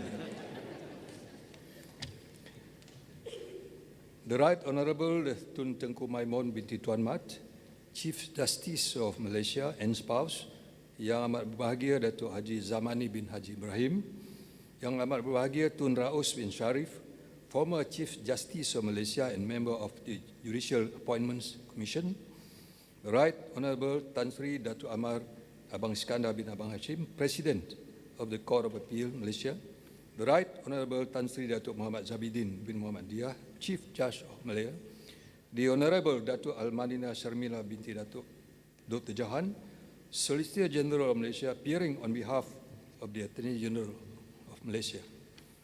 Yang berhormat Tuan Kulasigaran V. Murugesan, Deputy Minister in the Prime Minister's Department, Law and Institutional Reform, Honourable Judges of the Federal Court, honorable judges of the Court of Appeal, honorable members of the Judicial Appointments Commission, honorable judges and judicial commissioners of the High Court of Sabah and Sarawak and High Court of Malaya, the Honorable Datuk Sri Dr. Haji Sabin Samita, Mayor of Dewan Bandaraya of Kota Kinabalu, the Honorable Tuan Zamri bin Bakar, Chief Registrar of the Federal Court of Malaysia, the Honorable Datuk Noor Asiah binti Muhammad Yusof, State Attorney General of Sabah, the Honorable Datuk Safri bin Ali, State Attorney General of Sarawak, the Honorable Mr. Muhammad Nazim bin Madwarin, President of the Sabah Law Society, Honorable Mr. Gurveer Singh Sandhu, President of the Advocates Session of Sarawak, the Honorable Ms. Karen Chia Yilin, President of the Malaysian Bar, Presidents and delegates from foreign bar associations, heads and representatives of the federal and state departments and agencies, judicial and legal officers, members of the bar, distinguished guests, ladies and gentlemen. Assalamualaikum warahmatullahi wabarakatuh. Salam sejahtera and a very good morning. It gives me great pleasure to be here this morning in the company of distinguished members of the legal fraternity and to be part of this meaningful event. On behalf of the Malaysian judiciary in Sabah and Sarawak, I would like to express my heartfelt gratitude to everyone for coming to mark the opening of the legal year for Sabah and Sarawak 2024 in Kota Kinabalu. Allow me to extend a very warm welcome to Yang Ma'arif Tun Tengku Maimun binti Tuan Mat, the Chief Justice of Malaysia and spouse, Yang Amat Berbahagia Datuk Haji Zamani bin Haji Ibrahim, Yang Ma'arif Tan Sri Datuk Amar Abang Iskandar bin Abang Hashim, the President of the Court of Appeal, and Yang Ma'arif Tan Sri Datuk Muhammad Zabidin bin Muhammad Dia, the Chief Judge of Malaya. Thank you for taking your precious time to be with us. We are truly honored by your presence. I take this opportunity to record my heartiest congratulations to my learned brothers, Yang Ma'arif Tan Sri Datuk Amar, Abang Iskandar bin Abang Hashim, and Yang Ma'arif Tan Sri Datuk Muhammad Zabidin bin Muhammad Dia on their recent appointments as President of the Court of Appeal and Chief Judge of Malaya, respectively. I would like to also extend my heartiest congratulations to Yang Arif Datuk Azhari Kamal bin Ramli on his recent appointment as Judge of the Court of Appeal, and of course, welcome to our new Judicial Commissioners, Yang Arif Tuan Saiful Azian bin Mokhtar, who is stationed at the Sandakan High Court, and Yang Arif Puan Maslinda alias Linda binti Muhammad Ainal, who is stationed at the Kota Kinabalu High Court. Congratulations on your appointments, and I wish both of you all the best in this new chapter of your career. My congratulations also to Yang Berbahagia Datuk Ahmad Taruddin bin Muhammad Saleh on his appointment as the Attorney General of Malaysia. And last but not least, congratulations to Yang Berusaha Tuan Zamri bin Bakar on your appointment as the Chief Registrar of the Federal Court. For those from Sarawak, Kuala Lumpur, Putrajaya, Brunei, Singapore, Hong Kong, Taiwan, India, and the United Kingdom, welcome to Kota Kinabalu, Sabah, the land below the wind. I hope you are having a great time in Kota Kinabalu. On a personal note, my involvement in this year's opening of the legal year is indeed a walk down the memory lane. The first time I attended the opening of the legal year for the High Court of Sabah and Sarawak was way back in January 2009, 3 months after my appointment as Judicial Commissioner at the Kota Kinabalu High Court, and I did not even have a proper robe to wear, the one with the golden stripes. The walk was from Hyatt Hotel to the old court building in Jalan Gaya. I feel blessed for being given the opportunity to take part in this auspicious occasion again today, 15 years after my first OLY in 2009, and now in my capacity as Chief Judge of Sabah and Sarawak. The walk from the Sabah Hakka Complex to the Sabah International Convention Center, SICC, this morning was not just a stroll outside the four walls of our courthouses, where we hear cases day in, day out, but serves as a poignant reminder of our onerous duty to dispense justice. Congratulations to the Attorney General's Chambers of Malaysia, the State Attorney General's Chambers of Sabah and Sarawak, and the Presidents of the Sabah Law Society and Advocates Association of Sarawak for your achievements over the past year, and thank you for the inspiring speeches delivered a short while ago. I congratulate Mr. Muhammad Nazim bin Madwarin on your election as the new President of the Sabah Law Society. If Dr. Roger Chin was the wartime president, as you describe it, you are the post-war president. I wish you all the best. I gather from the speeches that there are some concerns that require the court's attention. Rest assured that those concerns will be dealt with appropriately. I appreciate the feedback that you have given us. It will guide us in improving our delivery system, and I'm committed to realize, with the time that I have, the vision of my predecessor, Yang Amarif Tan Sri Dato' Amar Abang Iskandar bin Abang Hashim, who is now President of the Court of Appeal.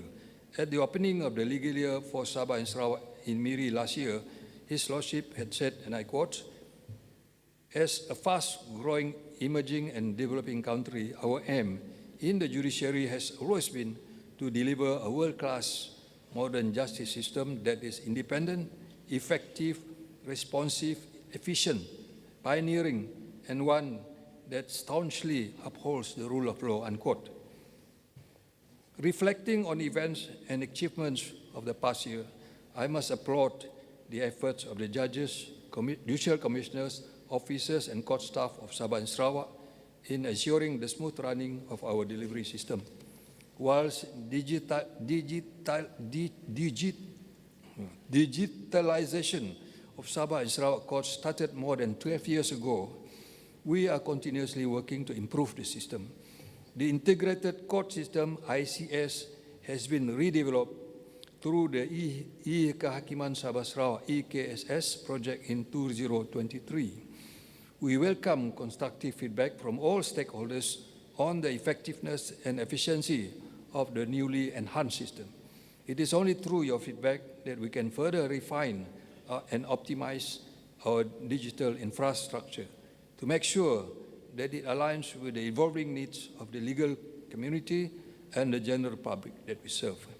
I am proud to inform that our artificial intelligence in court sentencing ICOS system in Sabah and Sarawak won the first prize in the national level competition organized by the Majlis Anugerah Inovasi dan Kecemerlangan Jabatan Perdana Menteri held on 15 June last year for the ICT category.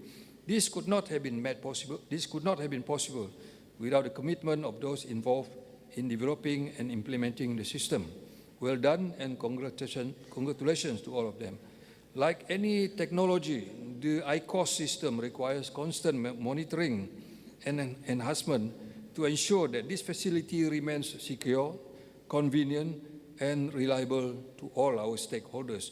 We will, of course, address the concerns raised by Mr. Gurveer Singh, President of the Advocates Association of Sarawak. While visiting the various courts in Sabah and Sarawak in 2023, I could see significant improvements in the physical infrastructure of our court buildings, notably the recent repair works at the Tawau and Kuching courts. For this, I would like to express my heartfelt gratitude to Yang Berhormat Datuk Sri Azalina binti Osman Said, the Minister in the Prime Minister's Department, Law and Institutional Reform, for the financial support given, which enable us to improve and enhance the infrastructure facilities and provide a safe environment for the public. I want to particularly highlight her contribution in the setting up of the Child Witness Room at the Bintulu Court in November 2023. This room is designed in such a way as to have a calming atmosphere and ambience. The decoration in the room is nicely done, and I encourage other stations to take a similar initiative. We recognize the vulnerability of child witnesses, and it is therefore important that we treat them with sensitivity other than to provide them with the right kind of assistance while they're giving evidence in court. Trial proceedings involving child witnesses need to be conducted with extreme care to minimize the emotional harm that they may be subjected to by having to appear and give evidence in court, which can be stressful even to full-grown adults. I am also grateful for the support that Yang Berhormat Datuk Sri Azalina gave to our mobile court programs in Sabah and Sarawak. The provision of 17 new vehicles, 4 Golden Dragon vans, 5 SUV Nissan X-Trail, 7 Nissan Navara, and 1 3-ton Isuzu lorry has made it so much easier for us to travel through the treacherous off-roads of Sabah and Sarawak in providing our services outside the courtrooms. We must continue to reach out to those who need our services and not to lose sight of the needs of the people living in the rural and far-flung areas of Sabah and Sarawak.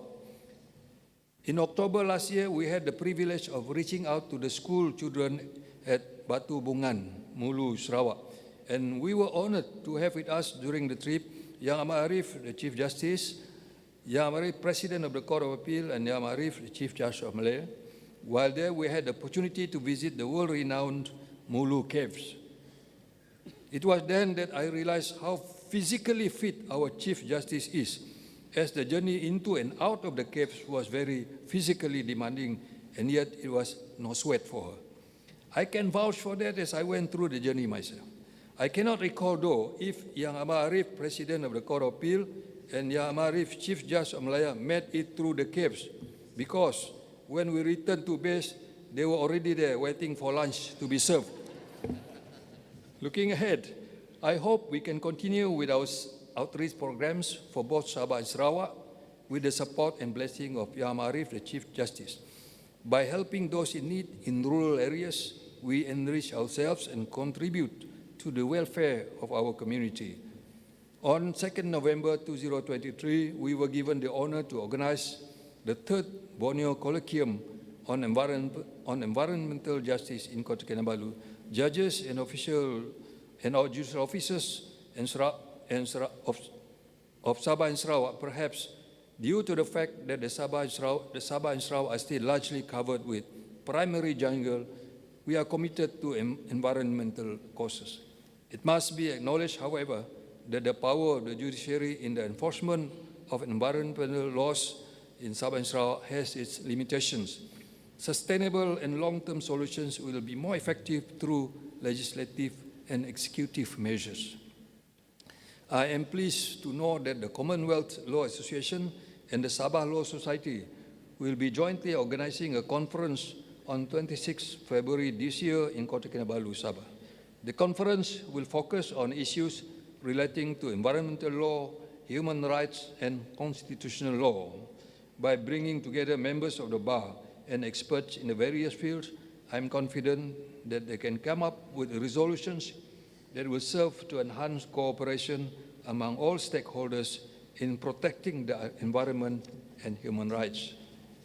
Numerous activities and events were organized throughout the past year, but time constraint will not permit me to mention them one by one. However, I must say that 2023 proved to be an enriching year for the judiciary in Sabah and Sarawak. All these achievements and activities would not have been possible without the guidance and supervision of key officials, namely Tuan Nixon Kennedy Kumbong, the Registrar of the High Court of Sabah and Sarawak, Puan Dayang Elin Narisa binti Abang Ahmad, the Registrar of the Subordinate Courts of Sabah and Sarawak, the Directors of the Courts of Sabah and Sarawak, Puan Egurusra Ali, and Tuan Steve Ritikos. I extend my sincere appreciation to these officers, and of course to the court officers, legal officers, and members of the bar. Your contribution and cooperation is much appreciated, and I look forward to your unwavering support and cooperation in the years to come. I suppose my speech will not be complete if I do not touch on the performance of the Sabah and Sarawak courts in the past year. On the disposal of cases, it is noteworthy that all courts in Sabah and Sarawak demonstrated commendable performance at all levels in the year 2023. But having said that, I must of course acknowledge there is plenty of room for improvement. Last year, the High Courts of Sabah disposed of 73% of the registered civil cases and 55% of the criminal cases while in Sarawak, the High Court disposed of 74% of the registered civil cases and 53% of criminal cases. Of the registered civil cases in the Sessions Court of Sabah, 74.67% were disposed of last year and 80.5% of the criminal cases. For the Sessions Court in Sarawak, 66% of the registered civil cases were disposed of and 87% of the criminal cases. As for the Magistrates Court in Sabah, 80% of civil cases and 72% of the criminal cases were disposed of. In Sarawak, 78% of the registered civil cases were disposed of and 91% of the criminal cases. The percentage of disposed of cases that I've just mentioned include cases carried forward from the previous years. In pursuit of continuous improvement, there is a need for us to focus on specific areas of refinement. Some of the cases that could not be disposed of within the prescribed timelines are due to reasons beyond the court's control. I have examined the reasons behind these delays, and I'm committed to solve the problems as best as I can with all the powers that I have at my disposal. I urge all judges and magistrates to be proactive in case management.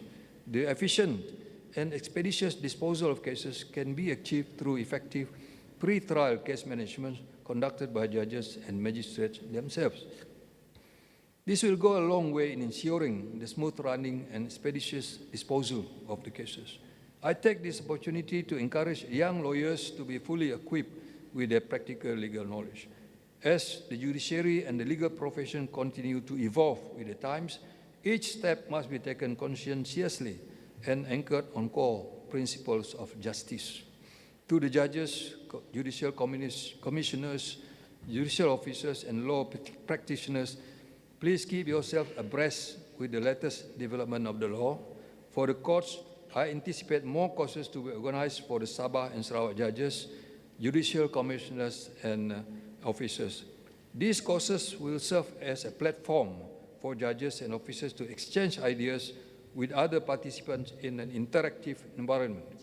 The courses that are organized for the courts in Sabah and Sarawak are meant to complement and in addition to the courses organized by the Judicial Academy of Malaysia for judges and judicial commissioners. An example of such initiative is the Conference on Alternative Dispute Resolution, ADR, organized by the Borneo International Center for Arbitration and Mediation, or BICAM, last year. Such event not only enhances legal knowledge, but also fosters a collaborative interaction that contributes to the professional growth of the participants. Similar to the Asian International Arbitration Center, AIAC, and the Malaysian International Mediation Center, MIMC, the establishment of BICAM marks the commitment of Sabah to alternative dispute resolution. Such effort has the support of the courts of Sabah and Sarawak. It is my sincere hope that BICAM will continue to foster a conducive environment for resolving commercial disputes efficiently and cost-effectively for both Borneo and beyond. To members of the Bar, I humbly urge you to take the continuing professional development CPD program seriously.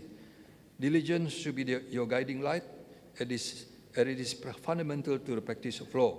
Strive to maintain professionalism in discharging your duties. It is important to understand, especially for the young lawyers, that your duty goes beyond winning cases. Or above all else, your duty as officers of the court is to assist the court in dispensing justice. I am delighted to learn that both Yang Arif Datuk Lee Swee Seng, Court of Appeal Judge, and the High Court Judge Yang Arif Professor Dr. Muhammad Johan Lee Kian Hao have set aside their busy schedules yesterday and will continue to do so tomorrow to share their knowledge in their areas of expertise to members of the legal fraternity here in Sabah and Sarawak. Thank you, Yang Arif. I appreciate that. To my brother and sister judges and court officers, my friendly advice to you is for you to administer justice strictly in accordance with the law, free from any interference from any quarters. Do take note of the speech delivered by the Right Honourable the Chief Justice at the opening of the legal year 2024 in Putrajaya a few days ago, where she emphasized on the importance of ensuring public confidence in the judiciary. And I quote, In my view, public confidence in the judiciary is the measure and tool by which judges remain transparent and accountable to the public, unquote. The open justice concept or transparency is integral to our court system. In this regard, let me echo the sentiment of the learned Chief Justice of the Court of Final Appeal of Hong Kong, Mr. Andrew Cheong Kai Nong, who, during the ceremonial opening of the legal year 2023, said, and I quote, "Open justice is a key to maintaining public confidence in our judicial system and upholding the rule of law. Open justice mandates that, subject to limited and justified exceptions, judicial proceedings shall be conducted in a transparent manner in the plain view of the public. It safeguards the right of those appearing before the court. It also serves to educate the public on the judicial process and make uninformed and inaccurate comments about the proceedings less likely," unquote. As for the media, there is no doubt that they play an important role in ensuring that the concept of open justice is properly observed. It is crucial that the public is given accurate information on the cases that are brought before the court. Regrettably, inaccurate information may result in misplaced criticism over court decisions. The Right Honourable Chief Justice cautioned at the recent opening of the legal year 2024 in Putrajaya that manipulated media reporting will give an unfair impression on judicial decisions. Distinguished guests, each of us in our own ways play important roles in the administration of justice. It is my sincere hope that we continue to collaborate and work together to achieve our common goal of achieving justice. Together, we can uphold and strengthen the foundations of justice in our legal system. By fostering unity, cooperation, and a shared commitment to uphold the rule of law, we can contribute to a legal system that is fair, transparent, and worthy of public trust and confidence. Before I conclude, it will be remiss of me not to record my heartfelt appreciation to the organizing committee for this year's OLY, led by the Registrar of the High Court of Sabah and Sarawak, the Registrar of the Subordinate Courts of Sabah and Sarawak, and the Director of the State Courts of Sabah and Sarawak for their tireless effort in making this event a meaningful and memorable one for all of us. I am aware that some of the officers and staff had sleepless nights during the preparation, and some even arrived before the crack of dawn during today to deal with the last-minute details. From the bottom of my heart, I thank you for work well done. I also wish to place on record my appreciation to Datuk S.B. bin Hassan, the former Chief Registrar of the Court, as well as the President, the President of the Chief Registrar, the present Chief Registrar, Tuan Zamri bin Bakar, who had put in tremendous effort in assisting us to make this event this morning a success. Please accept my sincere apologies for any shortcomings in the organization of this year's OLY for the High Court of Sabah and Sarawak. Let us march into the year 2024 with renewed commitment to uphold the rule of law. On behalf of the courts in Sabah and Sarawak, I wish all of you and your family an enriching year of year 2024, one filled with peace and joy. To those celebrating the Chinese New Year, a blessed Lunar New Year in advance. May God bless of us all. Allow me to end my speech with a poem titled Scales of Balance, written by an anonymous poet. It highlights the delicate nature of justice and portrays the struggle to maintain balance in the quest for justice. In the court of life, scales sway, weighing the truth in light of day. Each side heavy with its plea, seeking justice to be free. Blindfold eyes, yet clear insight, balancing wrong and right. A constant fight and endless quest in justice test. Fairness sought in every case, in every time, in every place. Scales of balance, firm and just, in them we trust. With that, I declare the legal year 2024 for Sabah and Sarawak open.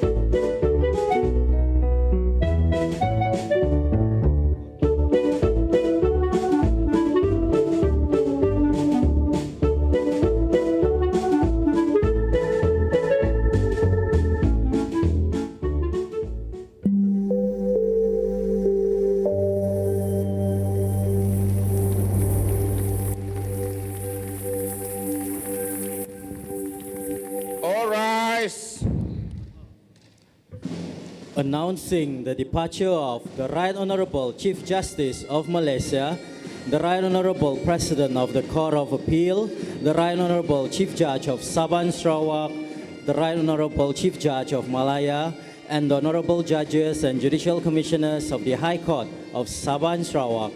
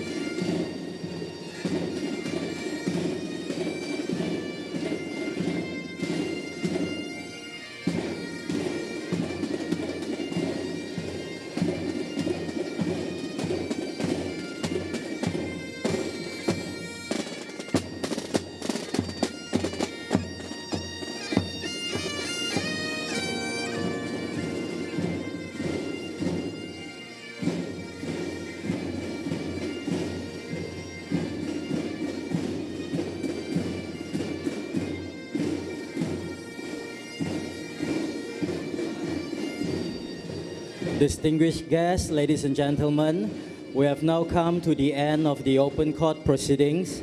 On behalf of the Committee of the Sabah and Sarawak Opening of Legal Year 2024, we would like to extend our deepest gratitude to all who are in attendance today. Please be informed that refreshment will be served at Sipadan Hall 1, which is just next door.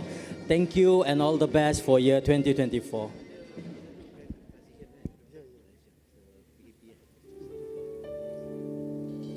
Sa